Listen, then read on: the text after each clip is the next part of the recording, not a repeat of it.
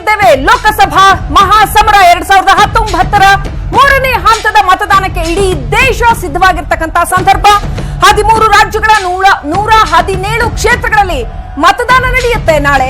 So ಮತದಾನಕ್ಕೆ ಸಿದ್ಧತೆಗಳು ಹೇಗಿದೆ, ಯಾವೆಲ್ಲ ರೀತಿಯಲ್ಲಿ ಮತದಾರ ಸಿದ್ಧನಾಗಿದ್ದಾನೆ, ಯಾವೆಲ್ಲ ರೀತಿಯಲ್ಲಿ ಕ್ಷೇತ್ರಗಳು ಸಿದ್ಧವಾಗಿದೆ, ಅಖಾಡ ಸಿದ್ಧವಾಗಿದೆ, ಅಭ್ಯರ್ಥಿಗಳು ಏನ್ ಮಾಡ್ತಾ ಇದ್ದಾರೆ, ಹೇಗಿದೆ ಇಡೀ ಕದನ ಕಾಣದ ಕುತೂಹಲಕಾರಿ ಚಿತ್ರಣ, ಇದೆಲ್ಲವನ್ನ ನಿಮ್ಮ ಮುಂದೆ ತರ್ತಾ ಇದೀವಿ. ಜೊತೆಗೆ ಈ ಮೂರನೇ ಹಂತದ ಮತದಾನದಲ್ಲಿ ರೋಚಕವಾಗಿರ್ತಕ್ಕಂಥ ಅಂಶಗಳು ಏನೇನಿದೆ ನಿಮ್ಮ ಮುಂದೆ ತರ್ತಾ ಇದ್ದೀವಿ ಇವತ್ತಿನ ಈ ಕಾರ್ಯಕ್ರಮದಲ್ಲಿ.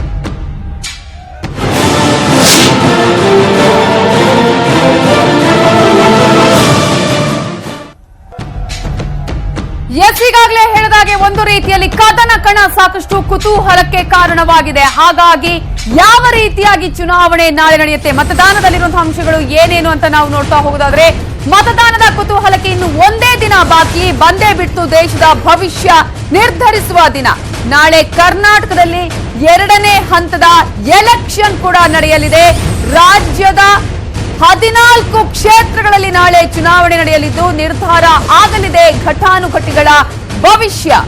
ಮತದಾನಕ್ಕೆ ಆಯೋಗ ಸರ್ವ ರೀತಿಯಲ್ಲೂ ಕೂಡ ಸಿದ್ಧತೆಯನ್ನ ಮಾಡಿಕೊಂಡಿದೆ. ಶಿವಮೊಗ್ಗ, ಕಲಬುರಗಿ, ಬಳ್ಳಾರಿ, ಚಿಕ್ಕೋಡಿ, ಬೆಳಗಾವಿ, ಧಾರವಾಡ, ಉತ್ತರ ಕನ್ನಡ, ದಾವಣಗೆರೆ, ಬಾಗಲಕೋಟೆ, ವಿಜಯಪುರ, ರಾಯಚೂರು, ಬೀದರ್, ಕೊಪ್ಪಳ, ಹಾವೇರಿ ಕ್ಷೇತ್ರಗಳಿಗೆ ನಾಳೆ ವೋಟಿಂಗ್ ನಡೆಯಲಿದೆ. ಸೊ ಸುಗಮ ಮತದಾನಕ್ಕಾಗಿ ಭಾರೀ ಭದ್ರತೆಯನ್ನು ಕೂಡ ಮಾಡಿಕೊಳ್ಳಲಾಗಿದೆ. ಒಂದು ಕಡೆ ಮೊದಲ ಹಂತದ ಮತದಾನ ಮುಗಿದಿದೆ. ಇದೀಗ 2ನೇ ಹಂತವನ್ನು ಮುಗಿಸಿ 3ನೇ ಹಂತದ ಮತದಾನ ದೇಶಾದ್ಯಂತ. ಸೊ ಕರ್ನಾಟಕದಲ್ಲಿ 2ನೇ ಸಾರಿ ನಡೀತಾ ಇರ್ತಕ್ಕಂಥ ಅಥವಾ 2ನೇ ಹಂತದಲ್ಲಿ ನಡೀತಾ ಇರ್ತಕ್ಕಂಥ ಲೋಕಸಭಾ ಚುನಾವಣೆ ಅತ್ಯಂತ ಪ್ರಮುಖವಾದಂತಹ ಕ್ಷೇತ್ರಗಳು ಈ ಒಂದು ಹಂತದಲ್ಲಿ ಇರ್ತಕ್ಕಂಥದ್ದು ಕಲಬುರಗಿ, ಶಿವಮೊಗ್ಗ, ಉತ್ತರ ಕನ್ನಡ, ಬಿಜಾಪುರ, ದಾವಣಗೆರೆ, ಬಾಗಲಕೋಟೆ, ವಿಜಯಪುರ, ಹೀಗೆ ಬಹಳ ಬಹಳ ಮುಖ್ಯವಾಗಿ ರಾಜಕೀಯ ಬಲಬಲದ ದೃಷ್ಟಿಯಿಂದ ಅತ್ಯಂತ ಮುಖ್ಯವಾಗಿರ್ತಕ್ಕಂಥ ಕ್ಷೇತ್ರಗಳಲ್ಲಿ ನಾಳೆ ಈ ಮಹಾಸಮರ ತೆರೆದುಕೊಳ್ಳಲಿದೆ.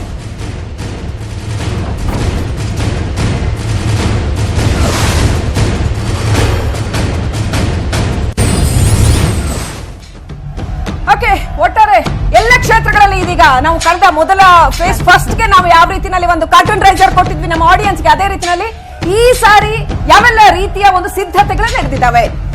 ಬಹುಶಃ ನಾವು ನಮ್ಮ ಎಲ್ಲ ಪ್ರತಿನಿಧಿಗಳಿಂದ ಏನು ಡೀಟೇಲ್ಸ್ ಪಡ್ಕೊಬಹುದು ಅಂತ ಅನ್ಸುತ್ತೆ. ನೀವು ನೋಡ್ತಾ ಇದ್ದೀರಾ, ನಮ್ಮ ಎಲ್ಲ ಪ್ರತಿನಿಧಿಗಳು ನಿಮ್ಗೆ ಪ್ರತಿ ಕ್ಷಣದ ಸ್ಥಳದ ಮಾಹಿತಿಯನ್ನ ಕೊಡೋದಕ್ಕೆ ರೆಡಿ ಇದ್ದಾರೆ. ಎಸ್, ಆಲ್ರೆಡಿ ರೆಡಿ ಇದ್ದಾರೆ. ಥಾಮಸ್ ಪುಷ್ಪರಾಜ್ ನೇರ ಸಂಪರ್ಕದಲ್ಲಿದ್ದಾರೆ. ಶಿವಮೊಗ್ಗದಿಂದ, ಬೆಳಗಾವಿಯಿಂದ ಚಂದ್ರಕಾಂತ್ ಸುಗಂಧಿ, ಚಿಕ್ಕೋಡಿಯಿಂದ ನಮ್ಮ ರಿಪೋರ್ಟರ್ ಲೋಹಿತ್, ಹಾಗೇನೆ HMP ಕುಮಾರ್ ದಾವಣಗೆರೆಯಿಂದ ನೇರ ಸಂಪರ್ಕದಲ್ಲಿದ್ದಾರೆ. ಇನ್ನು ಕಲಬುರಗಿಯಿಂದ ಶಿವರಾಮ್ ಅಸುಂಡಿ, ವಿಜಯಪುರದಿಂದ ಮಹೇಶ್ ವಿ ಶೆಟಗಾರ್, ಕರಬಸಪ್ಪ ಕೂಡ ನೇರ ಸಂಪರ್ಕದಲ್ಲಿದ್ದಾರೆ. ಬೀದರ್ನಿಂದ ಬಾಗಲಕೋಟೆಯ ನಮ್ಮ ರಿಪೋರ್ಟರ್ ಕೂಡ ಅಲ್ಲಿಂದ ನೇರ ಸಂಪರ್ಕದಲ್ಲಿದ್ದಾರೆ, ರಾಚಪ್ಪ. ಇವರೆಲ್ಲರಿಂದಲೂ ಕೂಡ ನಾವು ಮಾಹಿತಿಯನ್ನ ಪಡ್ಕೊಳ್ಬಹುದು. 14 ಕ್ಷೇತ್ರಗಳಿಗೆ ಸಂಬಂಧಪಟ್ಟ ಹಾಗೆ ಎಲ್ಲಾ ರಿಪೋರ್ಟರ್ಸ್ ಕೂಡ ಅಲ್ಲಿನ ಸಿದ್ಧತೆಗಳು ಯಾವ ರೀತಿಯಾಗಿ ನಡೀತಾ ಇದೆ, ಆ ಒಂದು ಕ್ಷೇತ್ರಗಳ ಹಿನ್ನೆಲೆ ಯಾವ ರೀತಿಯಾಗಿದೆ ಅನ್ನೋದ್ರ ಬಗ್ಗೆ ಕೂಡ ಮಾಹಿತಿಯನ್ನ ಕೊಡಲಿದ್ದಾರೆ ನಮ್ಮ ಎಲ್ಲಾ ರಿಪೋರ್ಟರ್ಸ್. ಓಕೆ, ಶಿವಮೊಗ್ಗ ಕಳೆದ ಹಲವು ದಿನ, ಈಗ 2 ದಿನದ ಹಿಂದಷ್ಟೇ ಬಹಳ ವಿಸ್ತೃತವಾಗಿ ಚರ್ಚೆ ಮಾಡಿದ್ವಿ. ಶಿವಮೊಗ್ಗದ ಒಂದು ಕ್ಷೇತ್ರ ಚಿತ್ರಣ ಹೇಗಿದೆ, ಈ ಸಂದರ್ಭದಲ್ಲಿ ಶಿವಮೊಗ್ಗದ ನೆಲದ ನಾಡಿ ಮಿಡಿತ ಏನಿದೆ, ವೋಟಿಂಗ್ಗೆ ಯಾವ ರೀತಿಯಲ್ಲಿ ಶಿವಮೊಗ್ಗ ತಯಾರಾಗಿದೆ, Madhu Bangarappa versus BY Raghavendra.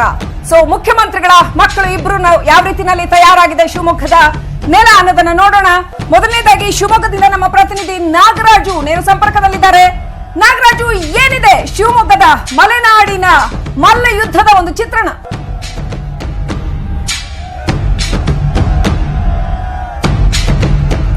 S, ನಾವು ಅವರಿಂದ ಮಾಹಿತಿನ ಆಮೇಲೆ ಪಡ್ಕೊಳ್ಳೋಣ. ಈಗ ಒಂದು ರೀತಿಯಲ್ಲಿ ಈಗ ಶಿವಮೊಗ್ಗದ ಚಿತ್ರಣ ಯಾವ ರೀತಿ ಆಗಿದೆ ಅಂತ ನಾವು ನೋಡ್ತಾ ಹೋಗೋದಾದ್ರೆ, ಶಿವಮೊಗ್ಗದಲ್ಲಿ ಈಗ ಒಟ್ಟು ಮತದಾರರು 16,76,223, ಹಾಗೆ ಪುರುಷ ಮತದಾರರು 8,31,197, 8,44,981 ಮಹಿಳಾ ಮತದಾರರಲ್ಲಿ ಜಾಸ್ತಿ ಇರೋದನ್ನ ನಾವು ಗಮನಿಸಬಹುದು. ಹಾಗೇನೆ ಕಲಬುರಗಿ ಕ್ಷೇತ್ರವನ್ನ ನಾವು ನೋಡ್ತಾ ಹೋಗೋದಾದ್ರೆ, ಕಲಬುರಗಿ ಬಹಳ ಜಿದ್ದಿನ ಕ್ಷೇತ್ರ. ಮೊನ್ನೆ ಮಾತನಾಡುವಂತ ಸಂದರ್ಭದಲ್ಲೂ ಕೂಡ ಎಲ್ಲಾ ಚಿತ್ರಣವನ್ನ ನಾವು ನೋಡಿದ್ವಿ ಅಂತ ಹೇಳಿ. ಎಸ್, ಇನ್ನು ಉಮೇಶ್ ಜಾಧವ್ ಇಲ್ಲಿ ಬಿಜೆಪಿಯಿಂದ ಸ್ಪರ್ಧಿಸಿದ್ರೆ ಮೈತ್ರಿ ಅಭ್ಯರ್ಥಿಯಾಗಿ ಸೋಲಿಲ್ಲದ ಸರ್ದಾರ ಮಲ್ಲಿಕಾರ್ಜುನ ಖರ್ಗೆ ಕೂಡ ಅಲ್ಲಿ ಕಣದಲ್ಲಿದ್ದಾರೆ. ಒಟ್ಟು ಮತದಾರರು 19,45,496 ಒಟ್ಟು ಮತದಾರರೇ. ಪುರುಷ ಮತದಾರರು 9,80,208, ಮಹಿಳಾ ಮತದಾರರು 9,64,970 ಮಹಿಳಾ ಮತದಾರರಿದ್ದಾರೆ. ಕಾವು ಎಷ್ಟಿದೆಯೋ ಚುನಾವಣಾ ಕಾವು ಅಷ್ಟೇ ಇದೆ. Okay, next let's move on to Ballari. ಬಳ್ಳಾರಿನಲ್ಲಿ ಹೇಗಿದೆ ಚಿತ್ರಣ? ವಿಎಸ್ ಉಗ್ರಪ್ಪ ವರ್ಸಸ್ ಯಾರು? ದೇವೇಂದ್ರಪ್ಪ. ಆ ಪರಿಸ್ಥಿತಿ ಇದೆಯಾ ಗೊತ್ತಿಲ್ಲ. ಬಳ್ಳಾರಿನಲ್ಲಿ ಒಟ್ಟು ಮತದಾರರು 17,51,463ರಷ್ಟಿದ್ರೆ ಉಗ್ರಪ್ಪ ಮತ್ತು ದೇವೇಂದ್ರಪ್ಪ ಕ್ಯಾಂಡಿಡೇಟ್ಸ್ ಇದ್ದಾರೆ. ಪುರುಷ ಮತದಾರರು 8,70,000 ಚಿಲ್ಲರೆ ಇದ್ದಾರೆ. ಮಹಿಳಾ ಮತದಾರರು 8,80,000 ಚಿಲ್ಲರೆ ಇದ್ದಾರೆ. ಇಲ್ಲೂ ಕೂಡ ಮಹಿಳಾ ಮತದಾರರು ಸ್ವಲ್ಪ ಜಾಸ್ತಿ ಇದ್ದಾರೆ. ಎಸ್, ಆಲ್ಮೋಸ್ಟ್ ಎಲ್ಲಾ ಕ್ಷೇತ್ರಗಳಲ್ಲಿ ಮಹಿಳಾ ಮತದಾರರ ಸಂಖ್ಯೆ ಜಾಸ್ತಿ ಇದೆ ಅಂತ ಹೇಳಿ. ಇನ್ನು ಚಿಕ್ಕೋಡಿ ಕ್ಷೇತ್ರದ ಬಗ್ಗೆ ನಾವು ನೋಡ್ತಾ ಹೋಗೋದಾದ್ರೆ, ಚಿಕ್ಕೋಡಿಯಲ್ಲಿ ಅಣ್ಣಾ ಸಾಹೇಬ್ ಜೊಲ್ಲೆ ಕೊನೆಯ ಕ್ಷಣದಲ್ಲಿ ಟಿಕೆಟ್ ಕೂಡ ಅನೌನ್ಸ್ ಆಯಿತು. ಎಸ್, ಹಾಗೆ ಪ್ರಕಾಶ್ ಹೊಕ್ಕೇರಿ, ಸಂಸದರಾದಂತಹ ಪ್ರಕಾಶ್ ಹೊಕ್ಕೇರಿ ಅವರಿಗೆ ಈ ಒಂದು ಕದನ ಕಣ್ ಕೂಡ ಸಾಕಷ್ಟು ಈ ಸಲ ತಿರುವನ್ನ ಕೊಡುತ್ತಾ ಕಾದು ನೋಡ್ಬೇಕಾಗತ್ತೆ. ಚಿಕ್ಕೋಡಿ ಮತದಾರರ ಸಂಖ್ಯೆ 16,04,000 ಪುರುಷ ಮತದಾರರು 8,16,946 ಆದ್ರೆ 7,87,599 ಮಹಿಳಾ ಮತದಾರರು ಇಲ್ಲಿ ಇರುವಂತಹದನ್ನು ನಾವು ಗಮನಿಸಬಹುದು. ಬೆಳಗಾವಿ ಕ್ಷೇತ್ರಕ್ಕೆ ಹೋಗೋಣ. ಬೆಳಗಾವಿ ಸಿಚುವೇಶನ್ ಏನಿದೆ ನೋಡೋಣ. Suresh Angadi versus doctor Virupakshappa. So ಬೆಳಗಾವಿಯಲ್ಲಿ ಬಲಾಬಲದ ಬಗ್ಗೆ ಜಾಸ್ತಿ ಏನು ಹೇಳಲೇಬೇಕಾಗಿಲ್ಲ. ಅಲ್ಲಿ ಇನ್ಕಂಬೆನ್ಸಿ ಇದೆಯಾ, ಆಂಟಿ ಇನ್ಕಂಬೆನ್ಸಿ ಇದೆಯಾ, ಅಥವಾ ಹಾಲಿ ಸಂಸದರಿಗೆ ಎಷ್ಟರ ಮಟ್ಟಿಗೆ ಬಲಾಬಲ ಇದೆ ಎಲ್ಲವೂ ಗೊತ್ತಿರತಕ್ಕಂಥದ್ದು. ಬೆಳಗಾವಿಯ ಮತದಾರರು ಕೂಡ ಅಲ್ಲೂ ಕೂಡ 17,77,000 ಚಿಲ್ಲರೆ ಮತದಾರರಿದ್ದಾರೆ. ಪುರುಷ ಮತದಾರರು 8,90,000 ಚಿಲ್ಲರೆ ಇದ್ದಾರೆ. ಮಹಿಳಾ ಮತದಾರರು 8,81,371ರಷ್ಟಿದ್ದಾರೆ. ರೈಟ್, ಚಿತ್ರಣವನ್ನ ನೋಡಿದ್ವಿ. ಈಗಾಗಲೇ ನಾವು ಮಾತಾಡ್ತಾ ಇದ್ವಿ, ಅಲ್ಲಿನ ನೆಲದ ಮಾಹಿತಿಯನ್ನ ಪಡ್ಕೊಬೇಕು. ಗ್ರೌಂಡ್ ಜೀರೋ ರಿಪೋರ್ಟ್ ಅಂತ ಹೇಳ್ತೀವಿ ನಾವು ಇಂಗ್ಲಿಷ್ ಅಲ್ಲಿ. ಸೊ ಆತರ ಗ್ರೌಂಡ್ ಜೀರೋ ರಿಪೋರ್ಟ್ ಏನಿದೆ, ನಮ್ಮ ರಿಪೋರ್ಟರ್ಸ್ ಏನ್ ಹೇಳ್ತಾ ಇದ್ದಾರೆ. Let's go to Shivamogga. Right, Nagaraj Shivamogga ನಾವು ಮಾತಾಡ್ತಾ ಇದ್ವಿ. ಶಿವಮೊಗ್ಗದಲ್ಲಿ ಓಕೆ, ನಾವು let's welcome all of them. First Shivarama Sunti, Sharanu Hampi, Chandrakant ಸುಗಂಧಿ ಹಾಗೂ ನಾಗರಾಜು. ನಾವು ನಿಮ್ಮ ಸ್ಥಳೀಯ ನಿಮ್ಮ ಕ್ಷೇತ್ರದ ಸ್ಥಳೀಯ ಮಾಹಿತಿಯನ್ನ ಪಡ್ಕೊಳ್ಳೋದಕ್ಕೆ ಈ ಕ್ಷಣದಲ್ಲಿ ನಿಮ್ ಜೊತೆ ಸಂಪರ್ಕದಲ್ಲಿದ್ದೀವಿ. ಬಹುಶಃ ನಿಮ್ಗೆ ಅತ್ಯಂತ ವಿವರವಾಗಿ ನಿಮ್ಮ ಕ್ಷೇತ್ರದ ಮಾಹಿತಿ, ಅದರ ಸೂಕ್ಷ್ಮ ನರನಾಡಿಗಳ ಸಮೇತ, ರಾಜಕೀಯ ಬೆಳವಣಿಗೆಗಳ ಸಮೇತ ನಿಮಗೆ ಗೊತ್ತಿರುತ್ತೆ. ಮೊದಲನೇದಾಗಿ ನಾವು ಶಿವಮೊಗ್ಗಕ್ಕೆ ಬರ್ತಾ ಇದ್ದೀವಿ. ಮಲೆನಾಡಿನಲ್ಲಿ ಈ ಸಾರಿ ಹವಾ ಹೇಗಿದೆ? ಯಾಕಂದ್ರೆ ಕಳೆದ ಒಂದ್ ಸ್ವಲ್ಪ ದಿನದ ಹಿಂದಷ್ಟೇನೆ ಉಪಚುನಾವಣೆ, ಇದೇ ಒಂದು ಅಭ್ಯರ್ಥಿಗಳ ನಡುವೆ ಉಪಚುನಾವಣೆ ನಡೆದಿತ್ತು. ಸೊ ಈಗ ಅದೇ ಕಾವು ಬಾಕಿ ಇದೆಯಾ, ಅಥವಾ ಈ ಸಾರಿಯ ಚಿತ್ರಣ ಡಿಫರೆಂಟ್ ಆಗಿದೆಯಾ? ಒಟ್ಟು ಪೊಲಿಟಿಕಲ್ ಹವಾ ಅಥವಾ ಹೀಟ್ ಯಾವ ರೀತಿನಲ್ಲಿದೆ ಮಲೆನಾಡಲ್ಲಿ? ಶ್ರೀಲಕ್ಷ್ಮಿ, ಏನು ಉಪಚುನಾವಣೆಯಲ್ಲಿ ಏನೋ ಒಂದು ಕಾವಿತ್ತು, ಅದೇ ರೀತಿಯ ಒಂದು ಕಾವು ಈ ಬಾರಿಯೂ ಸಹ ಸಾರ್ವತ್ರಿಕ ಚುನಾವಣೆಯಲ್ಲೂ ಕಂಡು ಬರ್ತದೆ. ಶಿವಮೊಗ್ಗ ಲೋಕಸಭಾ ಚುನಾವಣೆಯಲ್ಲಿ ಅದು ಪ್ರಮುಖವಾಗಿ ಕಾರಣ ಏನಂದ್ರೆ, ಇಲ್ಲಿ ಮೈತ್ರಿ ಪಕ್ಷದವರು ಮತ್ತು ಬಿಜೆಪಿ ನಡುವೆ ನೇರ ಹಣಾಹಣಿ ಇರುವುದರಿಂದ ಈ ಒಂದು ಪರಿಸ್ಥಿತಿ ಇದೆ ಅಂತಲೇ ಹೇಳ್ಬೋದು. ಪ್ರಮುಖವಾಗಿ ಏನು BS ಯಡಿಯೂರಪ್ಪನವರ ಮಗ ಏನು ಇಲ್ಲಿ ಬಿಜೆಪಿಯಿಂದ ಸ್ಪರ್ಧೆ ಮಾಡೋದ್ರಿಂದ ಈ ಕ್ಷೇತ್ರದಲ್ಲಿ ಸ್ವಲ್ಪ ಸಾಕಷ್ಟು ಪ್ರತಿಷ್ಠೆಯನ್ನು ಪಡೆದುಕೊಂಡಿದೆ. ಜೊತೆಗೆ ಮೈತ್ರಿ ಪಕ್ಷದಿಂದ ಮಧು ಬಂಗಾರಪ್ಪನವರು ಸ್ಪರ್ಧೆ ಮಾಡಿರೋದ್ರಿಂದ ಸಾಕಷ್ಟು ಚರ್ಚೆಗೆ ಕಾರಣವಾಗಿರುವಂತಹ ಒಂದು ಕ್ಷೇತ್ರ. ಮೊದಲನೇದಾಗಿ ಏನು ಮೈತ್ರಿ ಪಕ್ಷದವರಲ್ಲಿ ಹೇಗಾದರೂ ಮಾಡಿ ಯಡಿಯೂರಪ್ಪನವರನ್ನ ಕಟ್ಟಾಕಬೇಕು, ಅಂದ್ರೆ ರಾಘವೇಂದ್ರನನ್ನ ಸೋಲಿಸುವ ಮೂಲಕ ರಾಜ್ಯ ಮತ್ತು ರಾಷ್ಟ್ರ ಮಟ್ಟದಲ್ಲಿ ಯಡಿಯೂರಪ್ಪನವರ ಕಟ್ಟಾಕುವ ಒಂದು ಕೆಲಸ ಮಾಡಬೇಕು ಅಂತೇಳಿ ಏನು ಕುಮಾರಸ್ವಾಮಿ ಇರ್ಬೋದು, DK ಶಿವಕುಮಾರ್ ಇರ್ಬೋದು, ಇಲ್ಲಿ 3-4 ದಿನಗಳ ಕಾಲ ಬೀಡು ಬಿಟ್ಟು ಏನು ಕೆಲಸವನ್ನ ಮಾಡಿದ್ದಾರೆ. ಸಾಕಷ್ಟು ಜನ ಮುಖಂಡರುಗಳು, ಪುಟ್ಟರಾಜು ಇರ್ಬೋದು, ಶಿವರಾಮೇಗೌಡರು ಇರ್ಬೋದು, ಆಮೇಲೆ ತಮ್ಮಣ್ಣ ಅವರು ಇರ್ಬೋದು, ಸಂಪೂರ್ಣವಾಗಿ ಎಲ್ಲಾ ಸಚಿವರುಗಳು, ಶಾಸಕರುಗಳು, JDS ನವರು ಬಂದು ಇಲ್ಲಿ ಪ್ರಚಾರವನ್ನು ನಡೆಸಿರುವಂತದ್ದು. ಶಿವಮೊಗ್ಗದಲ್ಲೇ ಅತ್ಯಂತ ಹೈಯೆಸ್ಟ್ ಹೈ ವೋಲ್ಟೇಜ್ ಕ್ಯಾಂಪೇನ್ ನಡೆದಿದ್ದು, ಅರ್ಧ ಮುಕ್ಕಾಲ್ ಸರ್ಕಾರ ಅಲ್ಲೇ ಇತ್ತು ಲಾಸ್ಟ್ 4-5 ದಿನದಿಂದ ಅಂತಾನೆ ಹೇಳ್ಬೇಕು ಅಲ್ವಾ? ಹೌದು. ಕಳೆದ 4 CM ಖುದ್ದಾಗಿ ಒಂದು ಪೂರ್ಣ ದಿನ ಅಂದ್ರೆ ಏನು 20 ತಾರೀಕು ಅವರು ಶಿವಮೊಗ್ಗಕ್ಕೆ ಆಗಮಿಸಿದ್ರು. ತಿರುಗಿ ಮಾನಸ 21ನೇ ತಾರೀಕು 4:15ವರೆಗೂ ಏನು ಅವರು ತೋಟದ ಮನೆಯೊಂದರಲ್ಲಿ ಕೂತು ಹಲವಾರು ಮುಖಂಡರುಗಳನ್ನ ಕರೆಸಿ ಚರ್ಚೆ ಮಾಡುವಂತ ಕೆಲಸ ಮಾಡಿದ್ರು. ಶಿವಮೊಗ್ಗದಲ್ಲೇ ಇದ್ರು ಸಹ ಅವರು ಯಾವುದೇ ಕಾರಣಕ್ಕೂ ಪ್ರಚಾರಕ್ಕೆ ಬರಲಿಲ್ಲ. ಬಹಿರಂಗ ಪ್ರಚಾರದ ಕೊನೆಯ ದಿನವೂ ಸಹ ಅವರು ಪ್ರಚಾರ ಮಾಡಲಿಲ್ಲ. ಕೇವಲ ಮುಖಂಡರು ಮತ್ತು ಕಾರ್ಯಕರ್ತರನ್ನ ಮಾತಾಡಿಸಿ ಸ್ಟ್ರಾಟಜಿ ರೂಪಿಸಿಕೊಳ್ಳುವ, ತಂತ್ರ ರೂಪಿಸುವುದನ್ನೇ ಮಾತ್ರ ಮಾಡಿದ್ರು ವಿನಃ ಒಟ್ಟಾರೆಯಾಗಿ ಅವರು ಪ್ರಚಾರ ಮಾಡಲೇ ಇಲ್ಲ ಕೊನೆಯ ದಿನ. ಒಟ್ಟಾರೆ ಏನಾಗ ಅವರು ಒಟ್ಟು ಹೇಗಾದರೂ ಮಾಡಿ ಒಟ್ಟು ಯಡಿಯೂರಪ್ಪನವರ ಮಗನನ್ನ ಸೋಲಿಸಿದ್ರೆ ಮುಂದೆ ಏನು ಅದನ್ನ ಏನು ಯಡಿಯೂರಪ್ಪನವ್ರನ್ನ ಕಟ್ಟಿ ಹಾಕಬಹುದು. ಜೊತೆಗೆ ಏನು ಸಮ್ಮಿಶ್ರ ಸರ್ಕಾರವನ್ನ ಬೀಳಿಸುವಂತ ಒಂದು ಕೆಲಸ ಆಗ್ತಿದೆ, ಅದಕ್ಕೆ ತಡೆಯನ್ನ ಸಹ ಹಾಕಬಹುದು ಎಂಬ ಒಂದು ಹಿನ್ನೆಲೆಯಲ್ಲಿ ಈ ರೀತಿಯ ಒಂದು ಪಡನೆ ಬಂದು ಮಧು ಬಂಗಾರಪ್ಪನವರ ಒಂದು ಪ್ರಚಾರ ನಡೆಸಿದೆ ಅಂತಾನೆ ಹೇಳ್ಬೋದು. ಹಾಗೆ ಸಂಪರ್ಕದಲ್ಲಿ ನಾಗರಾಜ್, ಏನು ಕಲಬುರಗಿ ಈಗಾಗಲೇ ಶಿವಮೊಗ್ಗ ಯಾವ ರೀತಿಯಾಗಿ ಒಂದು ಹೈ ವೋಲ್ಟೇಜ್ ಕಣವಾಗಿತ್ತು, ಅದೇ ರೀತಿಯಾಗಿ ಮೋದಿ ಕೂಡ ಮೊದಲ ರ್ಯಾಲಿಯನ್ನ ಮಾಡಿದ್ದು ಕಲಬುರಗಿಯಿಂದಾನೇ ಒಂದು ರೀತಿಯಲ್ಲಿ ಮಲ್ಲಿಕಾರ್ಜುನ್ ಖರ್ಗೆ ವರ್ಸಸ್ ನರೇಂದ್ರ ಮೋದಿ ಅನ್ನುವಂತಹ ರೀತಿಯಾಗಿತ್ತು ಅಂತ ಹೇಳಿ. ಸದ್ಯಕ್ಕೆ ಈಗಿನ ಚಿತ್ರಣ, ನಿನ್ನೆ ಬಹಿರಂಗ ಪ್ರಚಾರಕ್ಕೆ ತೆರೆ ಬಿದ್ದಿದೆ, ಇವತ್ತಿನ ಚಿತ್ರಣ ಯಾವ ರೀತಿಯಾಗಿ ಕಂಡು ಬರ್ತಾ ಇದೆ ಶಿವರಾಮ ಸುಂಡೆ?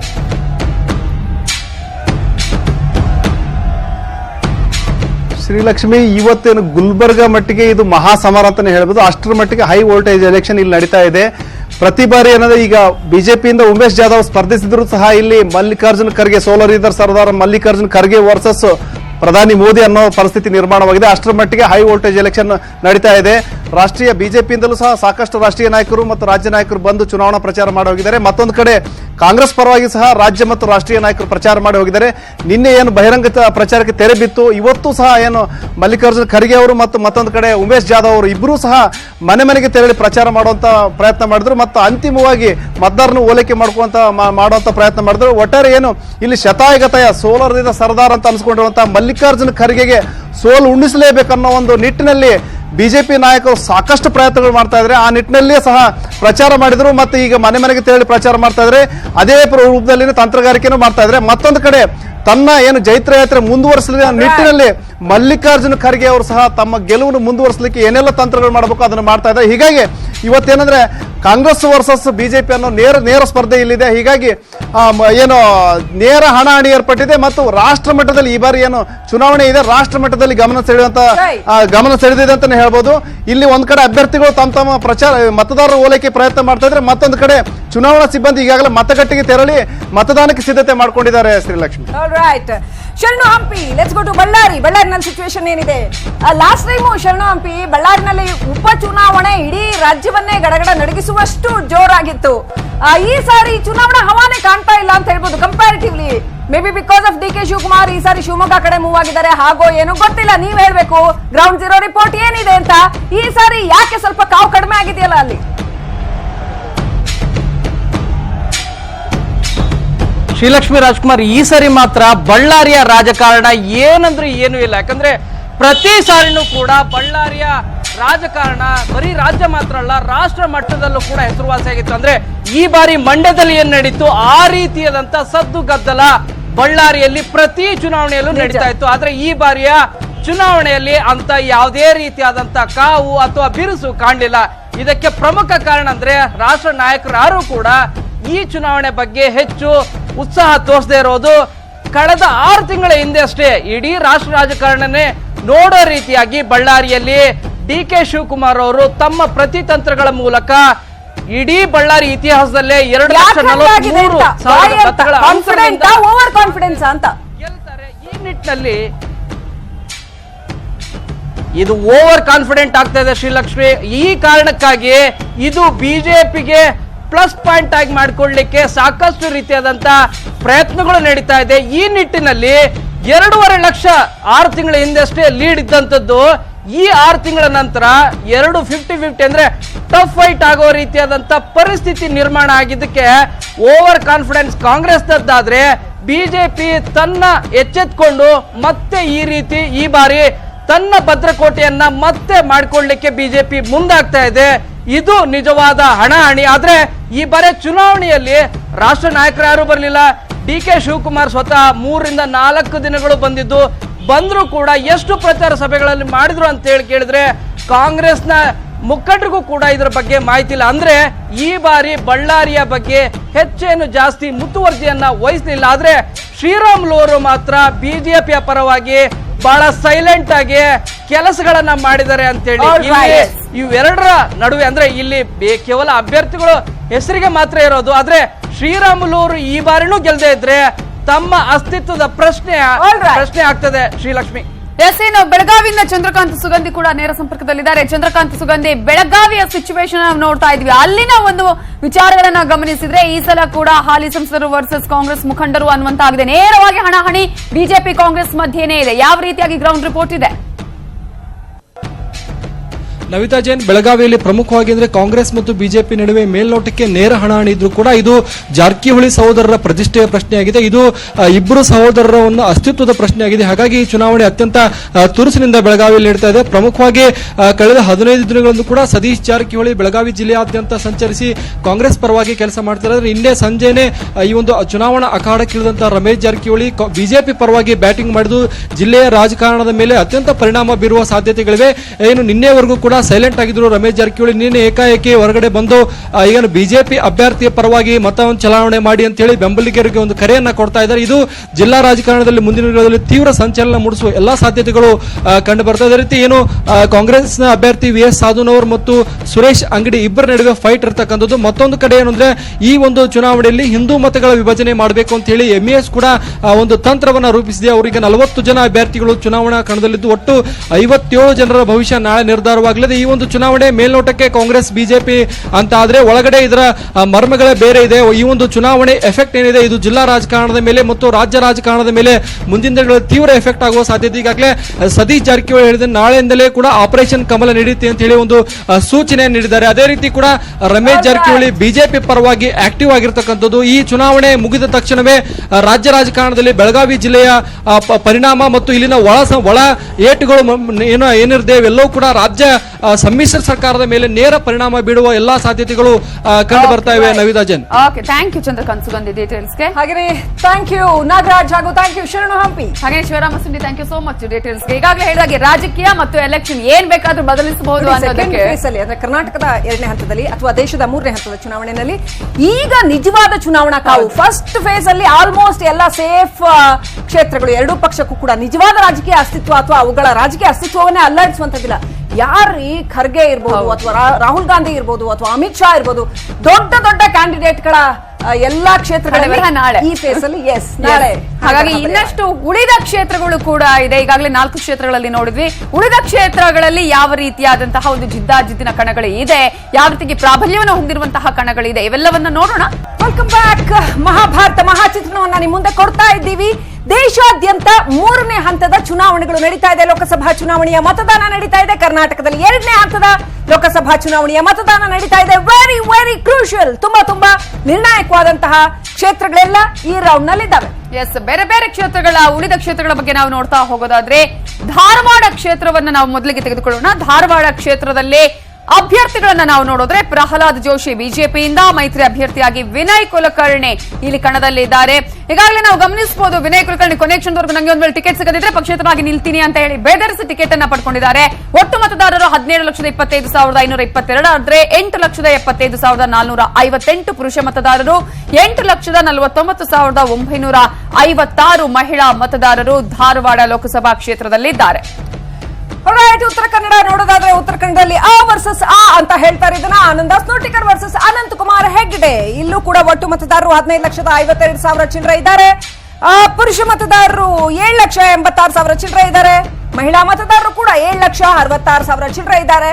ಸಾಕಷ್ಟು ಕುತೂಹಲ ಮೂಡಿಸಿದೆ ಕ್ಷೇತ್ರದ ಚುನಾವಣೆ. ಎಸ್, ಮುಂದಿನ ಕ್ಷೇತ್ರ ದಾವಣಗೆರೆ ಕ್ಷೇತ್ರ. ದಾವಣಗೆರೆ ಕ್ಷೇತ್ರದಲ್ಲಿ ಜಿಎಂ ಸಿದ್ದೇಶ್ವರ್ ವರ್ಸಸ್ ಎಚ್.ಬಿ. ಮಂಜಪ್ಪ ಈ ಸಲ. ಯಾಕಂದ್ರೆ ಎರಡು ಕುಟುಂಬಗಳ ನಡುವೆ ಈ ಹಿಂದೆ ಎಸ್ ಮಲ್ಲಿಕಾರ್ಜುನ ಆಗಿರ್ಬೋದು, ಜಿಎಂ ಸಿದ್ದೇಶ್ವರ್ ನಡುವೆ ನಡೆಯುವಂತಹ ಹಣಾಹಣಿ ಚೇಂಜ್ ಆಗಿದೆ. ಎಲೆಕ್ಷನ್ ಆಗಿತ್ತು, ಈಗ ಚೇಂಜ್ ಆಗಿದೆ. ಎಸ್, ಈ ಸಲ ಚೇಂಜ್ ಆಗಿದೆ. ಹಾಗೆಯೇ ಒಟ್ಟು ಮತದಾರರು 16,34,419, 8,24,222 ಪುರುಷ ಮತದಾರರು, 8,10,360 ಮಹಿಳಾ ಮತದಾರರು ಈ ಒಂದು ಕ್ಷೇತ್ರದ ಮತದಾರರಿದ್ದಾರೆ. ಓಕೆ, ದಾವಣಗೆರೆಯಿಂದ ಬಾಗಲಕೋಟೆ ಕಡೆ ಹೋಗೋಣ. ಬಾಗಲಕೋಟೆನಲ್ಲಿ ಸ್ವಲ್ಪ ಡಿಫರೆಂಟ್ ಪಿಕ್ಚರ್. ಈ ಸಾರಿ Veena Kashappanavar makes the difference ಅಂತ ಅನ್ಸುತ್ತೆ. ಪಿಸಿ ಗದ್ದಿಗೌಡರ್ ವರ್ಸಸ್ ವೀಣಾ ಕಾಶಪ್ಪನವರ್ ಇರೋದು ಈ ಸಾರಿ. ಒಟ್ಟು ಮತದಾರರು 17 ಲಕ್ಷ ಚಿಲ್ಲರೆ ಇದ್ದಾರೆ. ಹಾಗೇನೆ ಮಹಿಳಾ ಮತದಾರರು 8,50,000 ಚಿಲ್ಲರೆ ಇದ್ರೆ, ಪುರುಷ ಮತದಾರರು 8,50,373 ಕುತೂಹಲಕಾರಿ ಚಿತ್ರಣ.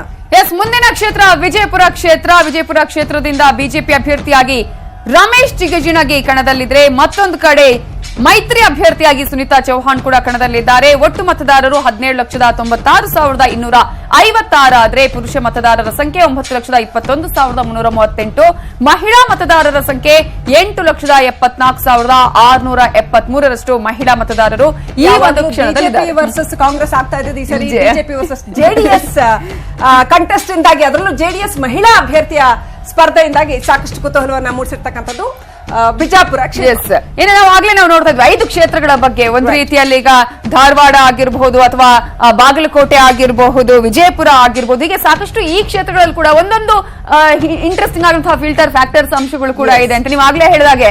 ಒಂದ್ ಕಡೆ ಈಗ ಉತ್ತರ ಕನ್ನಡ ನಾವು ನೋಡೋದಿದ್ರೆ ಕೇಂದ್ರ ಸಚಿವರಾಗಿರುವಂತಹ ಅನಂತ್ ಕುಮಾರ್ ಆಗಿರ್ಬೋದು, ಇಲ್ಲೂ ಕೂಡ ಜೆಡಿಎಸ್ ಅಭ್ಯರ್ಥಿ ಉತ್ತರ ಕನ್ನಡದಲ್ಲಿ ಯಾರು ಕೂಡ ದೊಡ್ಡ ದೊಡ್ಡ ಬಿಜೆಪಿಯ ಮುಖಂಡರು ಬಂದು ಪ್ರಚಾರ ಮಾಡಿದ್ ನಾನಂತೂ ನೋಡಿಲ್ಲ. ಸೊ ಅನಂತ್ ಕುಮಾರ್ ಹೆಗಡೆ ಅವರು ತಾವೇ ಸ್ವತಃ ಸ್ಟಾರ್ ಪ್ರಚಾರಕರಾಗಿದ್ರು ಕೂಡ ಅಲ್ಲಿ ಬಿಟ್ರೆ ಬೇರೆ ಕ್ಷೇತ್ರಕ್ಕೆ ಅವ್ರು ಬಂದು ಪ್ರಚಾರ ಮಾಡಿಲ್ಲ. ಈ ವೈರುಧ್ಯನ ನಾವು ಗಮನಿಸಬಹುದು. ನಾವಿನ್ನು ರಿಪೋರ್ಟರ್ಸ್ ಹತ್ರ ಅಲ್ಲಿನ ಗ್ರೌಂಡ್ ರಿಪೋರ್ಟ್ ಏನು ಅಂತ ಕಲೆ ಹಾಕಬಹುದು ಅಂತ ಅನ್ಸುತ್ತೆ. ನಮ್ಮ ರಿಪೋರ್ಟರ್ಸ್ ಕೂಡ ಆಲ್ರೆಡಿ ರೆಡಿ ಇದ್ದಾರೆ. ಚಿಕ್ಕೋಡಿಯಿಂದ ಲೋಹಿತ್ ಕೂಡ ರೆಡಿ ಇದ್ದಾರೆ, ಹಾಗೆಯೇ ಧಾರವಾಡದಿಂದ ಪರಶುರಾಮ್ ತಹಶೀಲ್ದಾರ್ ರೆಡಿ ಇದ್ದಾರೆ, ದಾವಣಗೆರೆಯಿಂದ HMP ಕುಮಾರ್ ರೆಡಿ ಇದ್ದಾರೆ, ಬಾಗಲಕೋಟೆಯಿಂದ ರಾಚಪ್ಪ ರೆಡಿ ಇದ್ದಾರೆ. ಮೊದಲನೇದಾಗಿ ನಾವು ಈಗ HMP ಕುಮಾರ್ ದಾವಣಗೆರೆಯಿಂದ ಮಾಹಿತಿಯನ್ನ ಪಡ್ಕೊಳ್ತೀನಿ. ನಮ್ಮ ರಿಪೋರ್ಟರ್ ಕೂಡ ರೆಡಿ ಇದ್ದಾರೆ.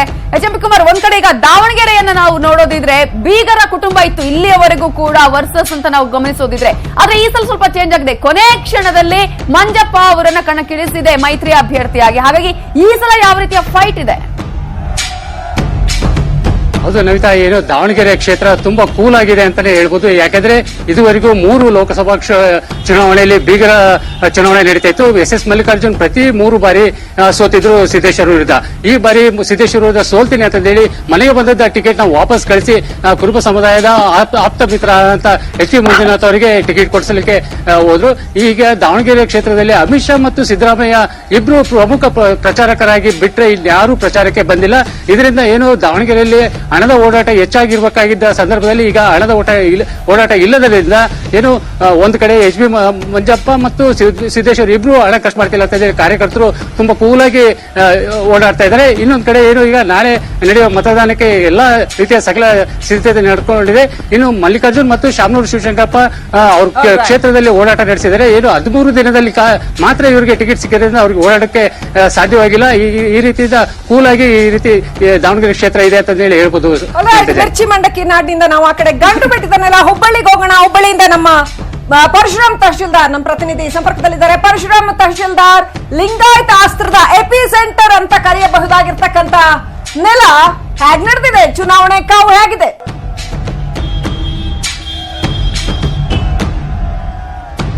ನಿಜ ಶ್ರೀಲಕ್ಷ್ಮಿ ಅವರೇ, ಈಗಾಗಲೇ ಏನು ಧಾರವಾಡ ಲೋಕಸಭಾ ಚುನಾವಣಾ ಕಣ ರಂಗೇರಿದೆ. ಮತದಾನಕ್ಕೆ ಕ್ಷಣಗಣನೆ ಆರಂಭವಾಗಿದೆ. ವಿಶೇಷವಾಗಿ ಏನು ಪ್ರಹ್ಲಾದ್ ಜೋಶಿ ಅವರು 3 ಬಾರಿಗೆ ಗೆದ್ದು ಹ್ಯಾಟ್ರಿಕ್ ಸಾಧನೆಯನ್ನ ಮಾಡಿ 4ನೇ ಬಾರಿಗೆ ಬೌಂಡ್ರಿ ಬಾರಿಸಲಿಕ್ಕೆ ಸಜ್ಜಾಗಿದ್ದಾರೆ. ಅವರ ಒಂದು ಬಿಜೆಪಿಯ ಭದ್ರಕೋಟೆಯನ್ನ ಛಿದ್ರಗೊಳಿಸಲಿಕ್ಕೆ ವಿನಯ್ ಕುಲಕರ್ಣಿ ಅವರನ್ನ ಲಿಂಗಾಯತ ಟ್ರಂಪ್ ಕಾರ್ಡ್ ಬಳಸಿ ಕಾಂಗ್ರೆಸ್ನವರು ಕಣಕ್ಕಿಳಿಸಿದ್ದಾರೆ. ಹೀಗಾಗಿ ಹೋದೆಡೆಯಲ್ಲೆಲ್ಲ ಈಗಾಗಲೇ ವಿನಯ್ ಕುಲಕರ್ಣಿ ಅವರು ಲಿಂಗಾಯತರೆಲ್ಲ ನನಗೆ ಮತದಾನ ಮಾಡಿ ಅನ್ನುವಂತಹ ಮನವಿಯನ್ನು ಮಾಡಿಕೊಂಡು ಅಡ್ಡಾಡಿದ್ದಾರೆ. ಜೊತೆಗೆ ವೀರಶೈವ ಲಿಂಗಾಯತರ ನಡುವಿನ ಒಂದು ಭಿನ್ನಾಭಿಪ್ರಾಯಕ್ಕೆ ತೆರೆ ಎಳೆಯುವಂತಹ ಪ್ರಯತ್ನವನ್ನ ಕೂಡ ಮಾಡಿದ್ದಾರೆ. ಹೀಗಾಗಿ ನಿರ್ಣಾಯಕ ಪರಿಸ್ಥಿತಿಯಲ್ಲಿರುವಂತಹ ಲಿಂಗಾಯತರು ಯಾರತ್ರ ಒಲಿತಾರೆ ಅನ್ನುವುದು ನಾಳೆ ಗೊತ್ತಾಗಲಿದೆ. ಹೀಗಾಗಿ ಜಿಲ್ಲಾಡಳಿತ ಶಾಂತ ರೀತಿಯಿಂದ ಮತದಾನ ಮಾಡಲಿಕ್ಕೆ ವ್ಯವಸ್ಥೆಗಳನ್ನ ಮಾಡಿಕೊಂಡಿದೆ. 1872 ಮತಗಟ್ಟೆಗಳಲ್ಲಿ ಸೂಕ್ಷ್ಮ ಅತಿ ಸೂಕ್ಷ್ಮ ಮತಗಟ್ಟೆಗಳನ್ನ ಗುರುತಿಸಲಾಗಿದೆ.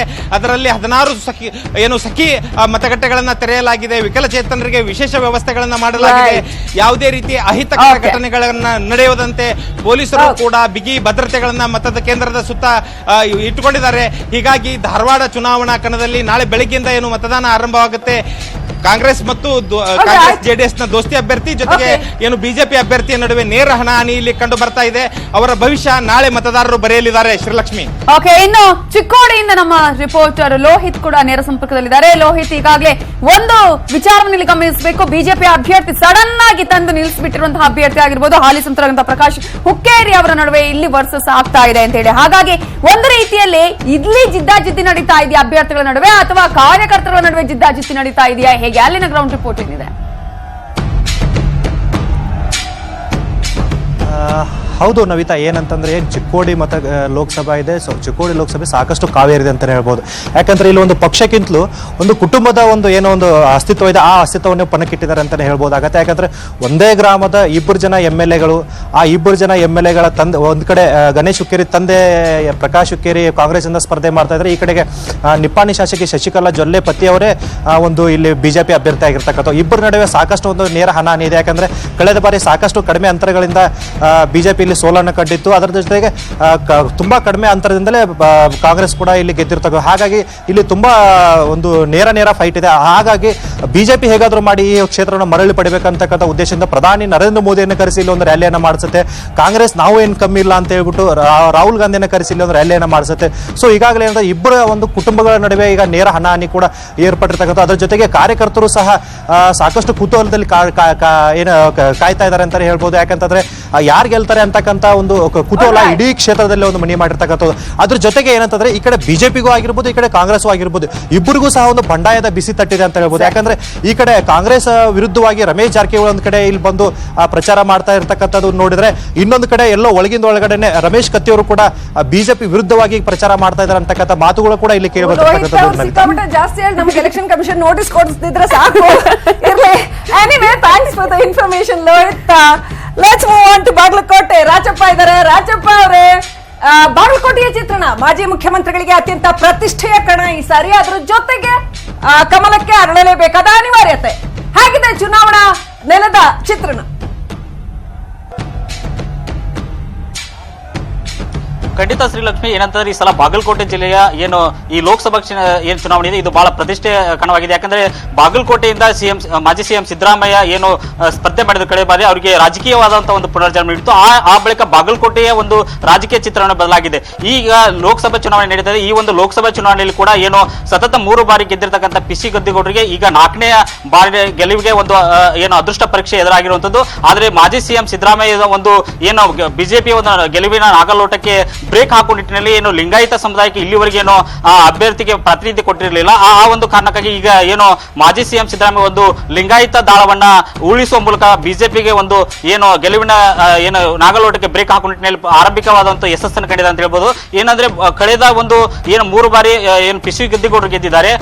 ಏನು ಅವರು 3 ಬಾರಿ ಅಲೆಗಳ ಮೇಲೆ ಗೆದ್ದಿರುವಂತದ್ದು. ಆದ್ರೆ ಕಳೆದ ಬಾರಿ ಕೂಡ ಏನು ಅವರು ಗೆಲುವು ಏನು ನರೇಂದ್ರ ಮೋದಿ ಅವರ ಅಲೆಯಿಂದ ಗೆಲುವು ಆಗ್ತದೆ. ಈ ಬಾರಿ ಕೂಡ ಏನು ಪ್ರಧಾನಮಂತ್ರಿ ನರೇಂದ್ರ ಮೋದಿ ಅವರು ಕೂಡ ಬಾಗಲಕೋಟೆಗೆ ಬಂದು ಒಂದು ರ್ಯಾಲಿ ಮಾಡ್ತಾರೆ. ಆ ರ್ಯಾಲಿಯ ಬಳಿಕ ಏನು ಬಾಗಲಕೋಟೆಯಲ್ಲಿ ಒಂದು ಏನು ಬಿಜೆಪಿಯ ಏನು ನರೇಂದ್ರ ಮೋದಿ ಅವರ ಅಲೆ ಆಗಿರ್ಬೋದು, ಅದು ಯಾವ ರೀತಿ ವರ್ಕೌಟ್ ಆಗುತ್ತೆ ಅನ್ನೋದು ಕೂಡ ಈ ಒಂದು ಗೆಲುವು ಕೂಡ ಬಿಜೆಪಿಗೆ ಕಾರಣವಾಗುತ್ತೆ. ಆ ನಿಟ್ಟಿನಲ್ಲಿ ಏನು ನಿನ್ನೆ ಕೂಡ ಮಾಜಿ ಸಿಎಂ ಸಿದ್ದರಾಮಯ್ಯ ಅವರು ಬಾಗಲಕೋಟೆಯ ಕ್ಷೇತ್ರಾದ್ಯಂತ ಅದ್ದೂರಿಯಾದ ಒಂದು ಪ್ರಚಾರ ಮಾಡಿದ್ದಾರೆ. ಆದ್ರೆ ಬಾಗಲಕೋಟೆ ಏನು ಗೆಲುವಿನ ಲೆಕ್ಕಾಚಾರ ಇಲ್ಲಿ ಯಾರದೇ ಅಲೆ ಇದ್ರು ಇಲ್ಲಿ ಗೆಲುವಿನ ಲೆಕ್ಕಾಚಾರ ಜಾತಿ ಲೆಕ್ಕಾಚಾರ ಮೇಲೆ ನಡೀತೆ ಶ್ರೀಲಕ್ಷ್ಮಿ. ಈಗ ಪ್ರಮುಖವಾಗಿ ಏನು ನರೇಂದ್ರ ಮೋದಿ ಮತ್ತು ಸಿದ್ದರಾಮಯ್ಯ ವರ್ಸಸ್ ಎನ್ನುವಂತದ್ದಿದೆ. ಹಾಗಾಗಿ ನಾಳೆ ಏನು ಮತದಾನ ನಡೀತೆ. ಆ ಮತದಾನ ಕೂಡ ಜಿಲ್ಲಾಡಳಿತ ಸಕಲ ಸಿದ್ಧತೆ ಮಾಡಿಕೊಳ್ಳಲಾಗಿದೆ. ಇಲ್ಲಿ ಮಾಜಿ ಸಿಎಂ ಸಿದ್ದರಾಮಯ್ಯ ಅವರ ಕೈ ಮೇಲಾಗುತ್ತೆ ಅಥವಾ ಓಕೆ. ಥ್ಯಾಂಕ್ ಯು ರಾಜಪ್ಪ ಹಾಗೂ ಥ್ಯಾಂಕ್ ಯು ಪರಶುರಾಮ್ ತಹಶೀಲ್ದಾರ್. ಹಾಗೆ ಲೋಹಿತ್ ಹಾಗೇನೆ HMK ಕುಮಾರ್ ಕೂಡ ಸಾಕಷ್ಟು ಮಾಹಿತಿಯನ್ನ ಕೊಟ್ಟಿದ್ದಾರೆ. Thank you so much. ಇನ್ನು ಉಳಿದ ಕ್ಷೇತ್ರಗಳು ಹಾವೇರಿ ಆಗಿರಬಹುದು, ಕೊಪ್ಪಳ ಆಗಿರಬಹುದು, ರಾಷ್ಟ್ರ ಮಟ್ಟದಲ್ಲಿ ತುಂಬಾ ಇಂಪಾರ್ಟೆಂಟ್ ಆಗಿರ್ತಕ್ಕಂಥ ಪ್ರಮುಖ ಅಭ್ಯರ್ಥಿಗಳ ಕಣದಲ್ಲಿರುವಂತಹ ಕ್ಷೇತ್ರಗಳು ಕೂಡ ಇದೆ. ಅದರ ಬಗ್ಗೆ ಕೂಡ ಮಾಹಿತಿಯನ್ನು ನಾವು ನೋಡಲೇಬೇಕು. ಕರ್ನಾಟಕದ 2ನೇ ಹಂತದ ಮತದಾನ ನಾಳೆ ನಡೆಯಲಿರುವಂತಹ ಹಿನ್ನೆಲೆಯಲ್ಲಿ ಈಗಾಗಲೇ 14 ಕ್ಷೇತ್ರಗಳ ಚಿತ್ರಣವನ್ನ ನಿಮ್ಮ ಮುಂದಿಡುವಂತಹ ಪ್ರಯತ್ನವನ್ನ ಮಾಡ್ತಾ ಇದ್ದೀವಿ. ಉಳಿದ ಕ್ಷೇತ್ರಗಳ ಬಗ್ಗೆ ನಾವು ಮಾಹಿತಿಯನ್ನ ನೋಡ್ತಾ ಹೋಗೋದಾದ್ರೆ, ಉಳಿದ ಕ್ಷೇತ್ರಗಳಲ್ಲಿ ರಾಯಚೂರು ಕ್ಷೇತ್ರವನ್ನ ನಾವು ನೋಡೋಣ.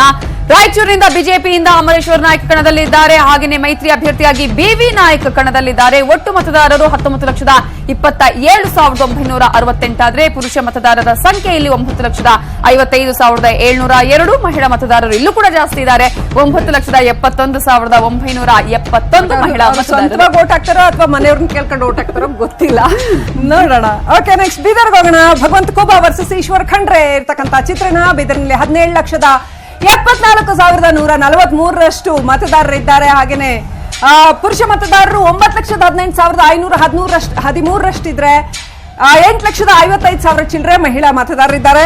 ಸೊ ಈ ಪ್ರಸಕ್ತ ಈ ಶಾಸಕರೆಲ್ಲ ರಿಸೈನ್ ಮಾಡಿ MP ಎಲೆಕ್ಷನ್ ನಿಲ್ಲೋದು ಸರಿ ಇಲ್ಲಪ್ಪ. ಟ್ಯಾಕ್ಸ್ ವೇಸ್ಟ್ ಆಗುತ್ತಲ್ಲ. ಹೌದು, ನಮ್ಮ ಎಲ್ಲರ ಖರ್ಚಿನ ದುಡ್ಡು ಅವರನ್ನೇ ಕೊಡ್ಬೇಕು ಅಂತ ಆಗ್ಬೇಕು ಅಂತ ಹೇಳಿ.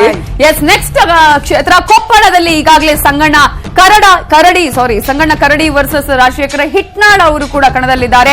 ಬಿಜೆಪಿಯಿಂದ ಸಂಗಣ್ಣ ಕರಡಿ, ಮೈತ್ರಿ ಅಭ್ಯರ್ಥಿಯಾಗಿ ರಾಜಶೇಖರ್ ಹಿಟ್ನಾಳ್ ಅವರಿರೋದು.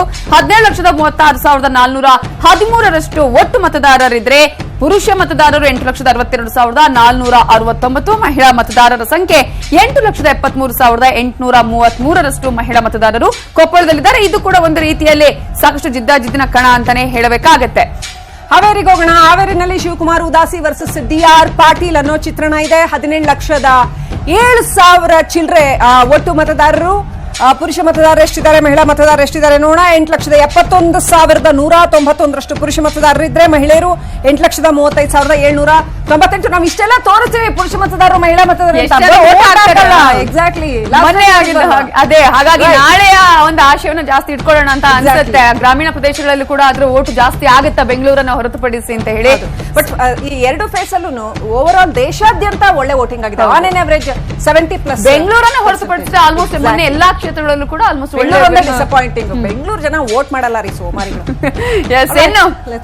2014 ಚಿತ್ರಣವನ್ನ ಕೂಡ ನಿಮ್ಮ ಮುಂದೆ ಇರ್ತೀವಿ. 2014 ರಿಸಲ್ಟ್ ಏನಾಗಿತ್ತು ಅಂತ ನಾವು ನೋಡ್ತಾ ಹೋಗೋದಾದ್ರೆ, ಶಿವಮೊಗ್ಗದಲ್ಲಿ ಯಡಿಯೂರಪ್ಪ ಅವರು ವಿನ್ ಆಗಿದ್ರು. ಮಂಜುನಾಥ ಭಂಡಾರಿ ಅವರ ವಿರುದ್ಧವಾಗಿ 363,305 ಮತಗಳ ಅಂತರದಿಂದ ಯಡಿಯೂರಪ್ಪ ಅವರು ವಿನ್ ಆಗಿದ್ರು. ಕಲಬುರಗಿ ನೋಡಿ, last time Mallikarjuna Kharge versus Revu Naik ಬೆಳವಣಿಗೆ. ಈ ರೇವು ನಾಯಕ್ ಬೆಳವಣಿಗೆ ಅವರು ಈ ಸಾರಿ ಮಲ್ಲಿಕಾರ್ಜುನ ಖರ್ಗೆ ಅವರ ಪಾಳೆಯದಲ್ಲೇ ಇದ್ದಾರೆ.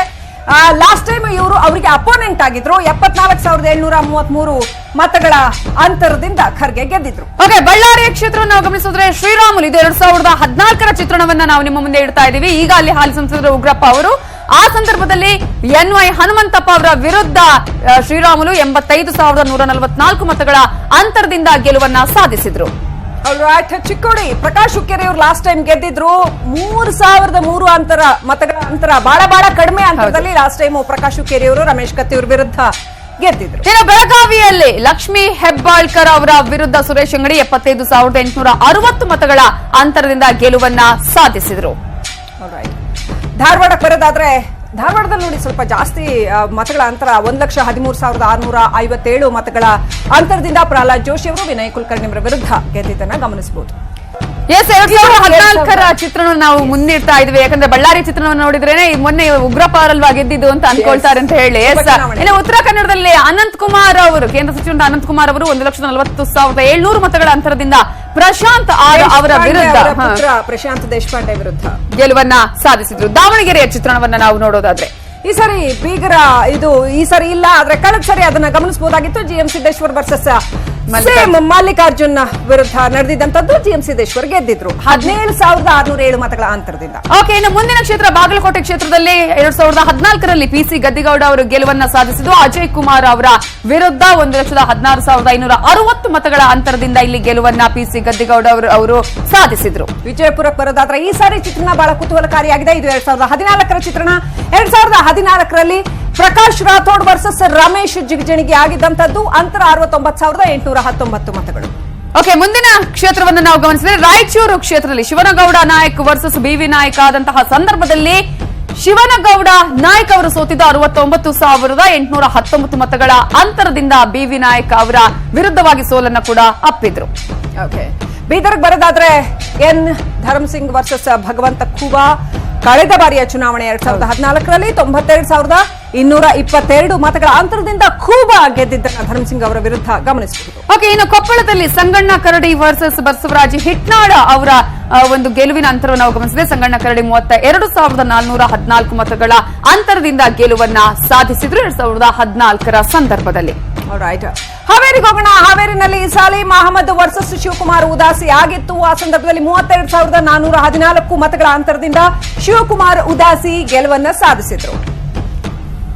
ಈಗಾಗಲೇ ನಾವು ಗಮನಿಸಿದ್ವಿ 14 ಕ್ಷೇತ್ರಗಳಲ್ಲೂ ಕೂಡ 2014 ಚಿತ್ರಣ ಯಾವ ರೀತಿಯಾಗಿತ್ತು ಅಂತ. ಈ ಸಲ ಏನಾಗುತ್ತೆ ಅನ್ನೋದು ನಿಮ್ಮ ಕೈಯಲ್ಲಿದೆ. ಈ ಸಲ ಏನ್ ಮಾಡ್ತಿರೋ ಮತದಾರರ ಏನಾದ್ರೂ ಮಾಡಿ, ಯಾರಿಗಾದ್ರೂ ಹಾಕಿ ಹೋಟೆಲ್ ಬಂದು ವೋಟ್ ಮಾಡಿ ಪ್ಲೀಸ್. ಮತದಾನದ ಮತ್ತೆ ಕೇಳ್ಕೊಳ್ತಾ ಇರೋದು ಅದೇ, ನೀವು ದಯವಿಟ್ಟು ವೋಟ್ ಮಾಡಿ ಅಂತ ಹೇಳಿ. ಇನ್ನು ಈಗಾಗಲೇ ರ್ಯಾಲಿಗಳನ್ನ ಕೂಡ ಸಾಕಷ್ಟು ನಡೆಸಲಾಯ್ತು ಅಂತ ಹೇಳಿ. ಹಾಗಾಗಿ ನರೇಂದ್ರ ಮೋದಿ ಅವರು ಎಲ್ಲೆಲ್ಲಿ ರ್ಯಾಲಿ ಮಾಡಿದ್ರು, ಆ ರ್ಯಾಲಿಯ ಇಂಪ್ಯಾಕ್ಟ್ಗಳು ಏನೇನಾಗಿದೆ ಅಂತ ನಾವು ನೋಡ್ತಾ ಹೋಗೋದಾದ್ರೆ, ಈಗಾಗಲೇ ರಾಹುಲ್ ಗಾಂಧಿ ಮತ್ತು ನರೇಂದ್ರ ಮೋದಿ ಅವರು ಸಾಕಷ್ಟು ಕಡೆಗಳಲ್ಲಿ ರ್ಯಾಲಿಗಳನ್ನ ಮಾಡಿದ್ದಾರೆ. ಈ ಒಂದು ನರೇಂದ್ರ ಮೋದಿ ಅವರ ರ್ಯಾಲಿಯಿಂದ ಆಗಿರುವಂತಹ ವಿಚಾರಗಳು ನಾವು ಗಮನಿಸ್ತಾ ಹೋಗೋಣ.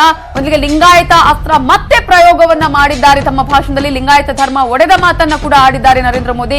ವೀರಶೈವ ಲಿಂಗಾಯತ ಮತವನ್ನ ಕ್ರೋಢೀಕರಣದ ವಿಧಾನಸಭಾ ಚುನಾವಣೆಯಲ್ಲಿ ಅಷ್ಟೊಂದು ಸದ್ದು ಅವತ್ತು ಮಾಡಿದ್ದಂಥದ್ದು ಈಗ ಈ ಸಲ ಆ ವಿಚಾರವೇ ಇಲ್ಲ. ಒಂದ್ ಕಡೆ ಎಲ್ಲ ಅಲ್ಲಿ ಒಂದು ಕೇಳ್ತಾ ಇದೆ, ಅಂದ್ರೆ ಡಿ.ಕೆ. ಶಿವಕುಮಾರ್ ಮತ್ತು ಎಂ.ಬಿ. ಪಾಟೀಲ್ ನಡುವೆ ಅಂತ ಹೇಳಿ ಕಿತ್ತಾಟದ ಪ್ರಸ್ತಾಪವನ್ನ ಕೂಡ ನರೇಂದ್ರ ಮೋದಿ ಮಾಡಿದ್ರು ಅಂತ ಹೇಳಿ, ಕೃಷ್ಣಾ ಮೇಲ್ದಂಡೆ ಯೋಜನೆಯ ಪ್ರಸ್ತಾಪ ಮಾಡಿದ್ರು. ರಾಜ್ಯ ಸರ್ಕಾರದ ವಿರುದ್ಧ ಸಾಕಷ್ಟು ಅವರು ಆಕ್ರೋಶವನ್ನ ಹೊರ ಹಾಕಿದ್ರು. ಇನ್ನು ಅವ್ರು ಎಲ್ಲೆಲ್ಲಿ ರ್ಯಾಲಿ ಮಾಡಿದ್ರು ಅಂತ ನಾವು ಆರಂಭ ಮಾಡಿದ್ದು ನಮ್ಗೆಲ್ರಿಗೂ ಕುತೂಹಲ ಆಗಿತ್ತು. ಯಾಕೆ ಮಾಡಿದ್ರು ನಮಗೆ ಗೊತ್ತಿರಲಿಲ್ಲ. At that point of time it will be like ಕಲಬುರ್ಗಿನಲ್ಲಿ ಖರ್ಗೆ ವರ್ಸಸ್ ಜಾಧವ್ ಆಗತ್ತೆ ಅನ್ನೋದು ಗೊತ್ತಿರಲಿಲ್ಲ.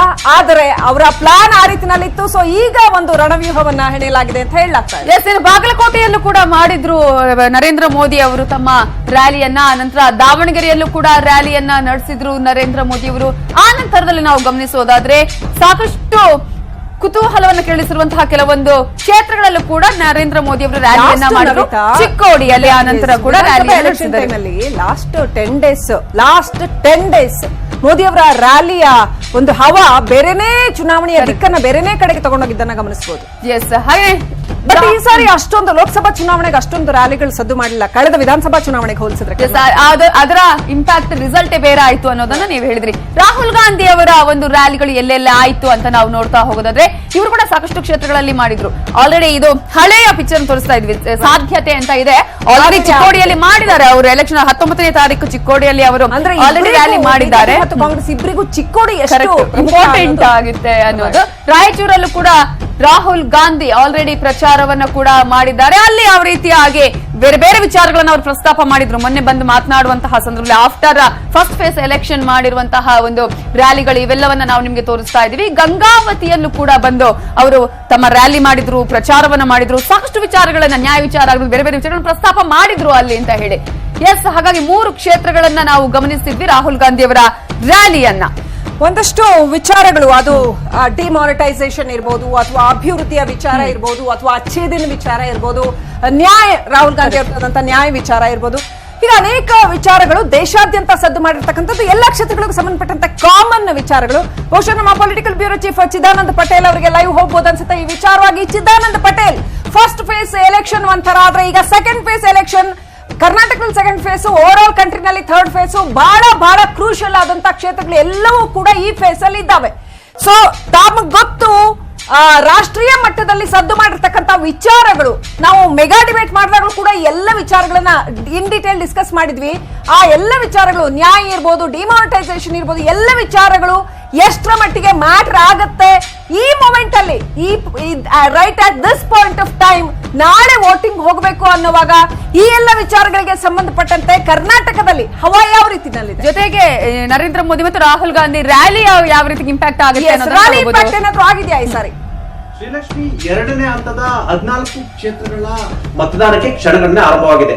ಇದಕ್ಕೂ ಮುನ್ನ ಪ್ರಧಾನಿ ನರೇಂದ್ರ ಮೋದಿ ಮತ್ತು ರಾಹುಲ್ ಗಾಂಧಿ ಅವರು 14 ಕ್ಷೇತ್ರಗಳಿಗೆ ಸಂಬಂಧಿಸಿದಂತೆ ರಣಕಾಳೆಯನ್ನು ಮೂಡಿಸಿದ್ರು. ಅದರಲ್ಲೇ ಪ್ರಮುಖವಾಗಿ ಪ್ರಧಾನಿ ನರೇಂದ್ರ ಮೋದಿ ಅವರು ಕೂಡ ಮತ ಕ್ರೋಢೀಕರಣದ ಒಂದು ಅವರ ಸ್ಟ್ರಾಟಜಿ ಅದು. ಅದರಲ್ಲೇ ಪ್ರಮುಖವಾಗಿ ಈಗಾಗಲೇ ವೀರಶೈವ ಲಿಂಗಾಯತ ಧರ್ಮ ಒಡೆದ ವಿಚಾರ ಈಗಾಗಲೇ 2 ಸಚಿವರು ಕಿತ್ತಾಡ್ಕೊಳ್ತಿದ್ದಾರೆ. ಆ ಮುಖಾಂತರ ಧರ್ಮ ಸೂಕ್ಷ್ಮತೆಯನ್ನ ಪ್ರಧಾನಿ ನರೇಂದ್ರ ಮೋದಿ ಅವರು ಮೆನ್ಷನ್ ಮಾಡಿದ್ರು. ಆ ಮುಖಾಂತರ ಅದನ್ನ ಒತ್ತಿ ಹೇಳಿದ್ರು. ಯಾಕಂತ ಹೇಳಿದ್ರೆ ಉತ್ತರ ಕರ್ನಾಟಕ ಭಾಗದಲ್ಲಿ ಬಹುಸಂಖ್ಯಾತ ಲಿಂಗಾಯತ ಮತಗಳು, ಅಂದ್ರೆ ವೀರಶೈವ ಮತ್ತು ಲಿಂಗಾಯತ ಮತಗಳೇ ಬಹಳಷ್ಟು ಲೋಕಸಭೆ ಕ್ಷೇತ್ರಗಳಿಗೆ ನಿರ್ಣಾಯಕ ಮತಗಳು. ಹಾಗಾಗಿ ಆ ನಿರ್ಣಾಯಕ ಮತಗಳನ್ನು ಕ್ರೋಢೀಕರಿಸುವ ಒಂದು ಮಾತನ್ನ ಹೇಳಿದ್ರು.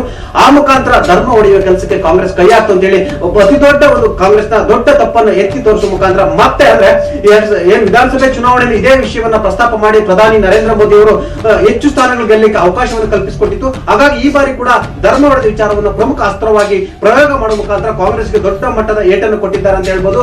ಪ್ರಮುಖವಾಗಿ ನಾವು ಕೃಷ್ಣಾ ಮೇಲ್ದಂಡೆ ವಿಚಾರವನ್ನು ಕೂಡ ಪ್ರಸ್ತಾಪವನ್ನು ಮಾಡಿದ್ರು. ಅಪ್ಪರ್ ಕೃಷ್ಣಾ ಮೇಲ್ದಂಡೆ ಯೋಜನೆ ಅನುಷ್ಠಾನಕ್ಕೆ ಸಂಬಂಧಪಟ್ಟಕ್ಕೆ ಕೇಂದ್ರ ಸರ್ಕಾರ ಮುಂದಾಗಿದ್ರು ಕೂಡ ರಾಜ್ಯ ಸರ್ಕಾರ ಎಲ್ಲೊಂದ್ ಕಡೆ ಮುಂದಾಗ್ತಿಲ್ಲ ಅಂತ ಹೇಳಿ ಗಂಭೀರ ಆರೋಪವನ್ನು ಮಾಡಿದ್ರು. ಇದ್ರ ನಡುವೆ ದೇಶ ಪ್ರೇಮದ ವಿಚಾರವನ್ನು ಎತ್ಕೊಳ್ತಲೇ ಮುಖ್ಯಮಂತ್ರಿ ಎಚ್ ಡಿ ಕುಮಾರಸ್ವಾಮಿ ಅವರು ಸೈನಿಕರ ಬಗ್ಗೆ ಆಡಿರುವ ಒಂದು ಮಾತುಗಳು, ಅಂದ್ರೆ ಸೈನಿಕರಿಗೆ 2 ಹೊತ್ತಿನ ಊಟಕ್ಕೆ ಗತಿ ಇಲ್ಲದೆ ಅವರು ಸೈನಿಕರಿಗೆ ಸೇರ್ತಾರೆ ಎಂಬ ಅಂತ ಎಲ್ಲ ಒಂದ್ ಕಡೆ ಆ ಮಾತನ್ನು ಹೇಳಿದ್ರು ಅಂತ ಹೇಳಿ ಅದನ್ನು ಇಟ್ಕೊಂಡು ದೇಶದ ಭಾವನೆಗಳನ್ನ ಕೆರಳಿಸುವ ಮತ್ತು ಭಾವನೆ ಮತ್ತು ದೇಶ ಪ್ರೇಮವನ್ನ ಪ್ರಸ್ತಾಪ ಮಾಡುವ ಮುಖಾಂತರ ನರೇಂದ್ರ ಮೋದಿ ಅವರು ಅದರ ಜೊತೆಗೆ ಸರ್ಜಿಕಲ್ ಸ್ಟ್ರೈಕ್ ಅನ್ನು ಕೂಡ ಆ ಒಂದು ಭಾಷಣದಲ್ಲಿ ಸೇರಿಸುವ ಮುಖಾಂತರ ಇಲ್ಲೊಂದ್ ಕಡೆ ಉತ್ತರ ಕರ್ನಾಟಕ ಭಾಗದ ಮತಗಳನ್ನು ಕ್ರೋಢೀಕರಿಸುವ ಪ್ಲಾನ್ ಅನ್ನ ಮಾಡಿದ್ರು. ಅದರಲ್ಲಿ ಪ್ರಮುಖ ಅಸ್ತ್ರವೇ ಲಿಂಗಾಯತ ಅಸ್ತ್ರವಾಗಿತ್ತು. ಆ ಮುಖಾಂತರ ಕಾಂಗ್ರೆಸ್ ಇದು ದೊಡ್ಡ ಮುಜುಗರ ಆಗಿದೆ ಅಂತ ಹೇಳ್ಬೋದು. ಪ್ರಧಾನಿ ನರೇಂದ್ರ ಮೋದಿ ಅವರ ಈ ಒಂದು ಅಸ್ತ್ರ ಎಷ್ಟು ಮಟ್ಟಿಗೆ ವರ್ಕೌಟ್ ಆಗುತ್ತೆ, ಕಳೆದ ವಿಧಾನಸಭೆ ಚುನಾವಣೆಯಲ್ಲಿ ವರ್ಕೌಟ್ ಆದ ರೀತಿಯಲ್ಲಿ ಈ ಬಾರಿ ವರ್ಕೌಟ್ ಆಗುತ್ತಾ ಅನ್ನೋದು ಕೂಡ ಸದ್ಯದ ಕುತೂಹಲದ ಪ್ರಶ್ನೆ Shrilakshmi. Right, thank you Chidananda Patel. ತಮ್ಮೆಲ್ಲ ಮಾಹಿತಿಗಾಗಿ ಒಂದನ್ನ ಗಮನಿಸೋದಾದ್ರೆ ನಮಿತಾ, ಈ ಸಾರಿ ನಾನು ಇಷ್ಟು ಕಳೆದ ಚುನಾವಣೆಗಳನ್ನ ಅಬ್ಸರ್ವ್ ಮಾಡಿರುವಾಗ ಈ ಸಾರಿ ನನ್ಗನ್ಸೋದೇನಂತಂದ್ರೆ no anti incumbency wave or incumbency wave ಎರಡೂ ಕೂಡ ಅಂದ್ರೆ ದೊಡ್ಡ ಒಂದು ಅಲೆ ನಾಯಕನ ಹೆಸರಿನಲ್ಲಿ ಅಥವಾ ವಿಚಾರದ ಹೆಸರಿನಲ್ಲಿ ಅಲೆ ಕಾಣ್ತಾ ಇಲ್ಲ, ಅಥವಾ ವಿರೋಧಾತ್ಮಕವಾದಂತಹ ಯಾವುದೇ ಅಲೆ ಕಾಣ್ತಾ ಇಲ್ಲ. ಯಾವುದೇ ಇಶ್ಯೂಗಳು ಬೃಹತ್ ಇಶ್ಯೂ ಅಪ್ಪ ಇಡೀ ಇದನ್ನ ಟಿಲ್ಟ್ ಮಾಡಬಹುದು ಅನ್ನುವಂಥದ್ದು ಕಾಣ್ತಾ ಇಲ್ಲ. ವಿಧಾನಸಭೆಗೆ ಹೋಲಿಸಿದ್ರೆ ಈ ಸಲ ಏನೂ ಇಲ್ಲ, ಯಾವುದೇ ಹಗರಣಗಳ ವಿಚಾರ ಕಾಣ್ತಾ ಇಲ್ಲ. ಇಡೀ ಮೂಡನ್ನ ಏನು 360 ಡಿಗ್ರಿ ಚೇಂಜ್ ಮಾಡುತ್ತಪ್ಪ ಅನ್ನುವಂಥದ್ದು ಏನು ಕಾಣ್ತಾ ಇಲ್ಲ. ಹಂಗಂತ ಏನಿದೆ ಮತದಾರನ ಅಂತರಂಗದಲ್ಲಿ ಅಂತ ಕೂಡ ಗೊತ್ತಾಗ್ತಾ ಇಲ್ಲ. ಎಸ್, ಹಾಗಾಗಿ ನಾಳೆ ನೀವು ಅಭ್ಯರ್ಥಿಗಳ ಭವಿಷ್ಯವನ್ನ ಬರೆಯಲಿದ್ದೀರಿ. ಆಗ್ಲೇ ನಾವು ಹೇಳ್ತಾ ಇದ್ವಿ ಒಂದು ರೀತಿಯಲ್ಲಿ ಪ್ರಮುಖ ಘಟಾನುಘಟಿ ಅಭ್ಯರ್ಥಿಗಳು ಕೂಡ ಕಣದಲ್ಲಿದ್ದಾರೆ ಅನ್ನೋದನ್ನ. ಹಾಗಾಗಿ ಇಡೀ ದೇಶಾದ್ಯಂತ ಬೇರೆ ಬೇರೆ ರಾಜ್ಯಗಳು ನಡೀತಾ ಇರುವಂತಹ ಕ್ಷೇತ್ರಗಳಲ್ಲಿ ಯಾರ್ಯಾರು ಘಟಾನುಘಟಿ ಅಭ್ಯರ್ಥಿಗಳು ಇದ್ದಾರೆ. ರೈಟ್, ಮೂರನೇ ಹಂತದ ಚುನಾವಣೆ ದೇಶಾದ್ಯಂತ ನಡೀತಾ ಇದೆ. ಬಹಳ ಬಹಳ ಮುಖ್ಯವಾದಂತ ಏರಿಯಾಗಳಲ್ಲಿ ಗುಜರಾತ್ ಇರ್ಬೋದು, ಕೇರಳ ಇರ್ಬೋದು, ಯುಪಿ ಇರ್ಬೋದು, ಹೀಗೆ ಅತ್ಯಂತ ಪ್ರಮುಖವಾಗಿರ್ತಕ್ಕಂಥ ಸ್ಥಳಗಳಲ್ಲಿ ಚುನಾವಣೆ ನಡೀತಾ ಇದೆ. ಅತ್ಯಂತ ಪ್ರಮುಖವಾದಂತಹ ಕ್ಷೇತ್ರಗಳಲ್ಲಿ ಅತ್ಯಂತ ಪ್ರಮುಖವಾದಂತಹ ಕ್ರೂಷಿಯಲ್ ಫೈಟ್ಸ್, ಅದು ಅಮಿತ್ ಶಾ ಅವರ ಒಂದು ಪ್ಲೇಸ್ ಇರಬಹುದು, ಅಥವಾ ವರುಣ್ ಗಾಂಧಿ ಎಲೆಕ್ಷನ್ ನಿಂತಿರ್ತಕ್ಕಂಥ ಜಾಗ ಇರ್ಬೋದು, ಹೀಗೆ ಅನೇಕ ಪ್ರಮುಖವಾದಂತಹ ಕ್ಷೇತ್ರಗಳಲ್ಲಿ ಈ ಮೂರನೇ ಹಂತದ ಚುನಾವಣೆ ನಡೀತಾ ಇದೆ. ಒಟ್ಟು ದೇಶಾದ್ಯಂತ 13 ರಾಜ್ಯಗಳಲ್ಲಿ ಚುನಾವಣೆ ನಡೀತಾ ಇದೆ. ಒಟ್ಟಾರೆ 117 ಕ್ಷೇತ್ರಗಳಲ್ಲಿ ಈಗಾಗಲೇ ಲೋಕಸಭಾ ಚುನಾವಣೆ ನಡೀತಾ ಇದ್ದು. ಅಸ್ಸಾಂನಲ್ಲಿ 4 ಕ್ಷೇತ್ರಗಳಲ್ಲಿ, ಬಿಹಾರದಲ್ಲಿ 5 ಕ್ಷೇತ್ರಗಳಲ್ಲಿ, ಛತ್ತೀಸ್ಗಢದಲ್ಲಿ 7 ಕ್ಷೇತ್ರದಲ್ಲಿ, ಗುಜರಾತ್ನ 26 ಕ್ಷೇತ್ರಗಳಲ್ಲಿ, ಗೋವಾದ 2, ಜಮ್ಮು ಮತ್ತು ಕಾಶ್ಮೀರದ 1 ಕ್ಷೇತ್ರ, ಕರ್ನಾಟಕದ 14 ಕ್ಷೇತ್ರ ಸೇರಿದಂತೆ ಕೇರಳದಲ್ಲಿ 20 ಕ್ಷೇತ್ರಗಳಲ್ಲಿ. ಇದರಲ್ಲಿ ನಮಿತಾ ನಂಗೆ ಬಹಳ ಕ್ರೂಷಿಯಲ್ ಅಂತ ಅನಿಸ್ತಿರೋದು ಗುಜರಾತ್ 26 ಕ್ಷೇತ್ರಗಳು, ನರೇಂದ್ರ ಮೋದಿ ಸ್ಟ್ರಾಂಗ್ ಹೋಲ್ಡ್ ಅಲ್ಲೇ ಮಾಡ್ತಾರೆ ಅನ್ನೋದು. ಎರಡನೇದು ಕೇರಳದಲ್ಲಿ ಬಿಜೆಪಿ ಖಾತೆನೇ ತೆರೆದಿಲ್ಲ. ವಯನಾಡಲ್ಲಿ ಏನಾಗುತ್ತೆ ಅನ್ನೋಕ್ಕಿಂತ ಬಿಜೆಪಿ ಖಾತೆ ತೆರೆಯುತ್ತಾ ಅನ್ನೋದು ಒಂದು ಬಹಳ ಚಾಲೆಂಜಿಂಗ್. ಅಲ್ಲಿ ಹೋಗಿ ಕೂಡ ಮೋದಿ ರ್ಯಾಲಿಯನ್ನ ಮಾಡಿದ್ರು ಈ ಸಲ ಅಂತ ಹೇಳಿ. ಮೂರನೇದಾಗಿ ನಂಗೆ ಬಹಳ ಕುತೂಹಲ ಅನಿಸ್ತಿರೋದು ಯುಪಿನಲ್ಲಿ ಈ ಸಾರಿ 10 ಕ್ಷೇತ್ರಗಳಲ್ಲಿ ಏನು ಎಲೆಕ್ಷನ್ ನಡೀತಾ ಇದೆಯಲ್ಲ, ಅದರಲ್ಲಿ ಕಳೆದ ಸಾರಿ 2014ರಲ್ಲಿ 7 ಕ್ಷೇತ್ರಗಳಲ್ಲಿ ಬಿಜೆಪಿ ಗೆದ್ದಿತ್ತು. ಸೊ ಈ ಸಾರಿ ಆ 7 ಸೀಟ್ ನ ರಿಟೈನ್ ಮಾಡ್ಕೊಳುತ್ತಾ ಅನ್ನೋದು ಕುತೂಹಲ. Because of that Yadav belt ಇದೆ ಅಲ್ಲ, Yadav belt is very very crucial and most challenging for BJP. Yes, ಇನ್ನು ನಾವು ಗಮನಿಸಬಹುದು ಯಾರ್ಯಾರು ಹೈ ವೋಲ್ಟೇಜ್ ಕ್ಷೇತ್ರಗಳಲ್ಲಿ ಕಣದಲ್ಲಿದ್ದಾರೆ ಅಂತ ನಾವು ನೋಡಿದ್ರೆ, ಗಾಂಧಿನಗರದ ಗುಜರಾತ್ನಿಂದ ಅಮಿತ್ ಶಾ ಕಣದಲ್ಲಿದ್ದಾರೆ, ಕೇರಳದ ವಯನಾಡಿನಿಂದ ರಾಹುಲ್ ಗಾಂಧಿ, ಉತ್ತರ ಪ್ರದೇಶ ಮೈನ್ಪುರದಿಂದ ನೀವು ಈಗಾಗಲೇ ಹೇಳಿದಾಗೆ ಮುಲಾಯಂ ಸಿಂಗ್ ಯಾದವ್, ಉತ್ತರ ಪ್ರದೇಶ ಫಿಲಿಪಿತ್ತಿಂದ ವರುಣ್ ಗಾಂಧಿ ಕೂಡ ಈ ಸಲ ಕಣದಲ್ಲಿದ್ದಾರೆ. ಇನ್ನು ರಾಂಪುರದಿಂದ ಅಜಂ ಖಾನ್ ವರ್ಸಸ್ ಜಯಪ್ರದ, ಅಜಂ ಖಾನ್ ವರ್ಸಸ್ ಜಯಪ್ರದ ವಿವಾದ, ಹೇಳಿಕೆನೆ ವಿವಾದದ ಅಗ್ಲಿ ವಿವಾದ ಏನಾಯ್ತಲ್ಲ, ಅದೇನಾದ್ರೂ ವೋಟಿಂಗ್ ಮೇಲೆ ಪರಿಣಾಮ ಬೀರುತ್ತಾ ಅನ್ನೋದು ಕುತೂಹಲ. ಎಸ್, ಇನ್ನು ಕರ್ನಾಟಕದಲ್ಲಿ ಕಲಬುರಗಿಯಿಂದ ಮಲ್ಲಿಕಾರ್ಜುನ ಖರ್ಗೆ ವರ್ಸಸ್ ಉಮೇಶ್ ಜಾಧವ್ ಕೂಡ ಕಣದಲ್ಲಿರುವಂತಹ ಕ್ಷೇತ್ರ. ತಿರುವನಂತಪುರಂದಿಂದ ಶಶಿ ತರೂರ್ ವರ್ಸಸ್ ರಾಜಶೇಖರನ್, ಬಾರಾಮತಿಯಿಂದ ಸುಪ್ರಿಯಾ ಸುಳೆ ವರ್ಸಸ್ ಕಂಚನ್ ಪೌಲ್ ಕೂಡ ಸ್ಪರ್ಧೆಯನ್ನ ಮಾಡ್ತಾ ಇದ್ದಾರೆ. ಇದು ಹೈ ವೋಲ್ಟೇಜ್ ಕ್ಷೇತ್ರಗಳು ಅಂತಾನೆ ನಾವು ಈಗಾಗಲೇ ಹೇಳುವಂತಹ ಕ್ಷೇತ್ರಗಳು. ಹಾಗೆಯೇ ಅಭ್ಯರ್ಥಿಗಳು ಕೂಡ ಯಾರ್ಯಾರು ಕಣದಲ್ಲಿದ್ದಾರೆ ಅನ್ನುವಂತಹ ಮಾಹಿತಿಯನ್ನ ನಾವು ನಿಮ್ಗೆ ನೀಡಿದ್ವಿ. ರೈಟ್, ಧರ್ಣೀಶ್ ನಮ್ಮ ದೆಹಲಿ ಪ್ರತಿನಿಧಿ ನಮ್ಮ ಜೊತೆ ಫೋನ್ ಸಂಪರ್ಕದಲ್ಲಿದ್ದಾರೆ. ಧರ್ಣೀಶ್, ನಾಳೆ ನಡೀತಾ ಇರ್ತಕ್ಕಂಥ ಮತದಾನ ಬಹಳ ಬಹಳ ನಿರ್ಣಾಯಕ. ಬಿಜೆಪಿಗೆ ರಾಜಕೀಯ ಅಸ್ತಿತ್ವದ ಪ್ರಶ್ನೆಯನ್ನ ಕೊಡ್ತಾ ಇರ್ತಕ್ಕಂಥ ಪ್ರಶ್ನೆಯನ್ನು ಎತ್ತಿರ್ತಕ್ಕಂಥ ಒಂದು ನಿರ್ಣಾಯಕವಾದಂತಹ ಫೇಸ್ 3 ಆಫ್ ಲೋಕಸಭಾ ಎಲೆಕ್ಷನ್ಸ್ 2019 ಹೇಗೆ ಸಿದ್ಧವಾಗಿದೆ ದೇಶ, ಹೇಗೆ ನಡೀತಾ ಇದೆ ಎಲೆಕ್ಷನ್, ಹೇಗೆ ನಡೆದಿದೆ ಸಿದ್ಧತೆಗಳು, ಏನಿದೆ ಮೂಡ್ ಧರ್ಣೀಶ್? ಮೂರನೇ ಹಂತದ ಮತದಾನ ಯಾಕೆ ಬಹಳ ಮುಖ್ಯ ಆಗುತ್ತೆ ಅಂತಂದ್ರೆ, ದೇಶದ 2 ಪ್ರಮುಖ ರಾಷ್ಟ್ರೀಯ ಪಕ್ಷಗಳಾದಂತಹ ಕಾಂಗ್ರೆಸ್ ಮತ್ತು ಬಿಜೆಪಿ ಎರಡೂ ಪಕ್ಷದ ರಾಷ್ಟ್ರೀಯ ಅಧ್ಯಕ್ಷರ ಮತದಾನ ನಾಳೆ ನಡೀತಾ ಇದೆ. ಕೇರಳದ ವಯನಾಡಿನಿಂದ ಎಐಸಿಸಿ ಅಧ್ಯಕ್ಷ ರಾಹುಲ್ ಗಾಂಧಿ ಅಂದ್ರೆ ಇದೇ ಮೊದಲ ಬಾರಿಗೆ ಅವರು, ಯಾಕಂದ್ರೆ ಅವರ ಪರಿವಾರದವರು ಹಿಂದೆ ಇಂದಿರಾ ಗಾಂಧಿ, ಸೋನಿಯಾ ಗಾಂಧಿ ದಕ್ಷಿಣಕ್ಕೆ ಬಂದಿದ್ರು, ಕರ್ನಾಟಕದಲ್ಲಿಂದ ಚುನಾವಣೆಯನ್ನು ಸ್ಪರ್ಧಿಸಿದ್ದು, ಗೆದ್ದಿದ್ರು. ಇದೇ ಮೊದಲ ಬಾರಿಗೆ ರಾಹುಲ್ ಗಾಂಧಿ ದಕ್ಷಿಣದತ್ತ ಮುಖ ಮಾಡಿದ್ದಾರೆ. ಅವರ ಆ ಸಂದರ್ಭದ ಒಂದು ಮಾತನ್ನ ಹೇಳಿದ್ರು, ಏನಂತಂದ್ರೆ ದಕ್ಷಿಣ ಭಾರತದ ಜೊತೆಗೆ ನಾನಿದ್ದೀನಿ ಅನ್ನುವಂತಹ ಒಂದು ಸಂದೇಶ ಕಳಿಸ್ಲಿಕ್ಕೋಸ್ಕರ ನಾನು ಈ ಬಾರಿ ಕೇರಳದ ವಯನಾಡಿನಿಂದ ಸ್ಪರ್ಧೆ ಮಾಡ್ತೀನಿ ಅಂತ ಹೇಳಿದ್ರು. ಸೊ ನಾಳೆ ಕೇರಳದ ವಯನಾಡಿನಲ್ಲಿ ಮತದಾನ ಆಗುತ್ತೆ. ಫಸ್ಟ್ ಟೈಮ್ ತಟ್ತಾ ಇದ್ದಾರೆ. ಇದು ಕಾಂಗ್ರೆಸ್ ಪಕ್ಷದ ಅಧ್ಯಕ್ಷರ ಚುನಾವಣೆ ಆದ್ರೆ, ನಾಳೆ ಇದೇ ಸಂದರ್ಭದಲ್ಲಿ ಗಾಂಧಿನಗರ, ಗುಜರಾತ್ನ ಗಾಂಧಿನಗರದಲ್ಲಿ ಬಿಜೆಪಿಯ ರಾಷ್ಟ್ರೀಯ ಅಧ್ಯಕ್ಷ ಅಮಿತ್ ಶಾ ಅವರಿಗೂ ಕೂಡ ಮತದಾನವನ್ನ ಎದುರಿಸ್ತಾ ಇದ್ದಾರೆ. ಗಾಂಧಿನಗರ ನಿರಂತರವಾಗಿ ಅಲ್ಲಿ ಲಾಲ್ ಕೃಷ್ಣ ಅಡ್ವಾಣಿ ಸ್ಪರ್ಧೆ ಮಾಡ್ತಾ ಇದ್ರು. ಈ ಬಾರಿ ಮೊದಲ ಬಾರಿಗೆ ಅಮಿತ್ ಶಾ ಅಲ್ಲಿಂದ ಕಣಕ್ಕಿಳಿದಿದ್ದಾರೆ. ಸೊ ಎರಡೂ ಪಕ್ಷಗಳ ರಾಷ್ಟ್ರೀಯ ಅಧ್ಯಕ್ಷರಿಗೆ ನಾಳೆ ಬಹಳ ನಿರ್ಣಾಯಕವಾದಂತಹ ದಿನ. ಅದರ ಹೊರತುಪಡಿಸಿದಂತೆ ಇನ್ನು ನಾಳೆ ಇರುವಂತ ಇನ್ನಷ್ಟು ಪ್ರಮುಖ ಕ್ಷೇತ್ರಗಳನ್ನು ನಾವು ಈಗ ಗಮನಿಸಿದಾಗ ರಾಂಪುರದಿಂದ ಧರಣೇಶ್ ಆಜಂ ಖಾನ್ ವರ್ಸಸ್ ಜಯಪ್ರದ ಅಂತ ಆದ್ರೆ ಮತ್ತೊಂದು ಕಡೆ ಮೈನ್ಪುರಿಯಿಂದ ಮುಲಾಯಂ ಸಿಂಗ್ ಯಾದವ್ ಕೂಡ ಸ್ಪರ್ಧೆಯನ್ನ ಮಾಡ್ತಾ ಇದ್ದಾರೆ. ಒಂದು ರೀತಿಯಲ್ಲಿ ಏನಾದ್ರೂ ಚೇಂಜಸ್ ಆಗುವಂತಹ ವಿವಾದಾತ್ಮಕ ಹೇಳಿಕೆಗಳಾಗಿರ್ಬೋದು ಅಥವಾ ಬೇರೆ ಬೇರೆ ವಿಚಾರಗಳು ಬದಲಾವಣೆಗೆ ನಾಂದಿ ಆಗುವಂತಹ ಎಲೆಕ್ಷನ್ ಆಗತ್ತಾ ಈ ಸಲ? ಮೈನ್ಪುರಿನಲ್ಲಿ ಸತತವಾಗಿ 8 ಬಾರಿ ಸಮಾಜವಾದಿ ಪಕ್ಷ ಗೆದ್ದಿರೋದ್ರಿಂದ ಬಹುತೇಕ ಅಲ್ಲಿನ ರಿಸಲ್ಟ್ ಅನ್ನು ನಾವು ಅಂದಾಜಿಸಬಹುದು. ಮತ್ತೆ ಇಲ್ಲಿವರೆಗೆ ಸಮಾಜವಾದಿ ಪಕ್ಷ ಏಕಾಂಗಿಯಾಗಿ ಅಲ್ಲಿ ಗೆಲ್ತಾ ಇತ್ತು.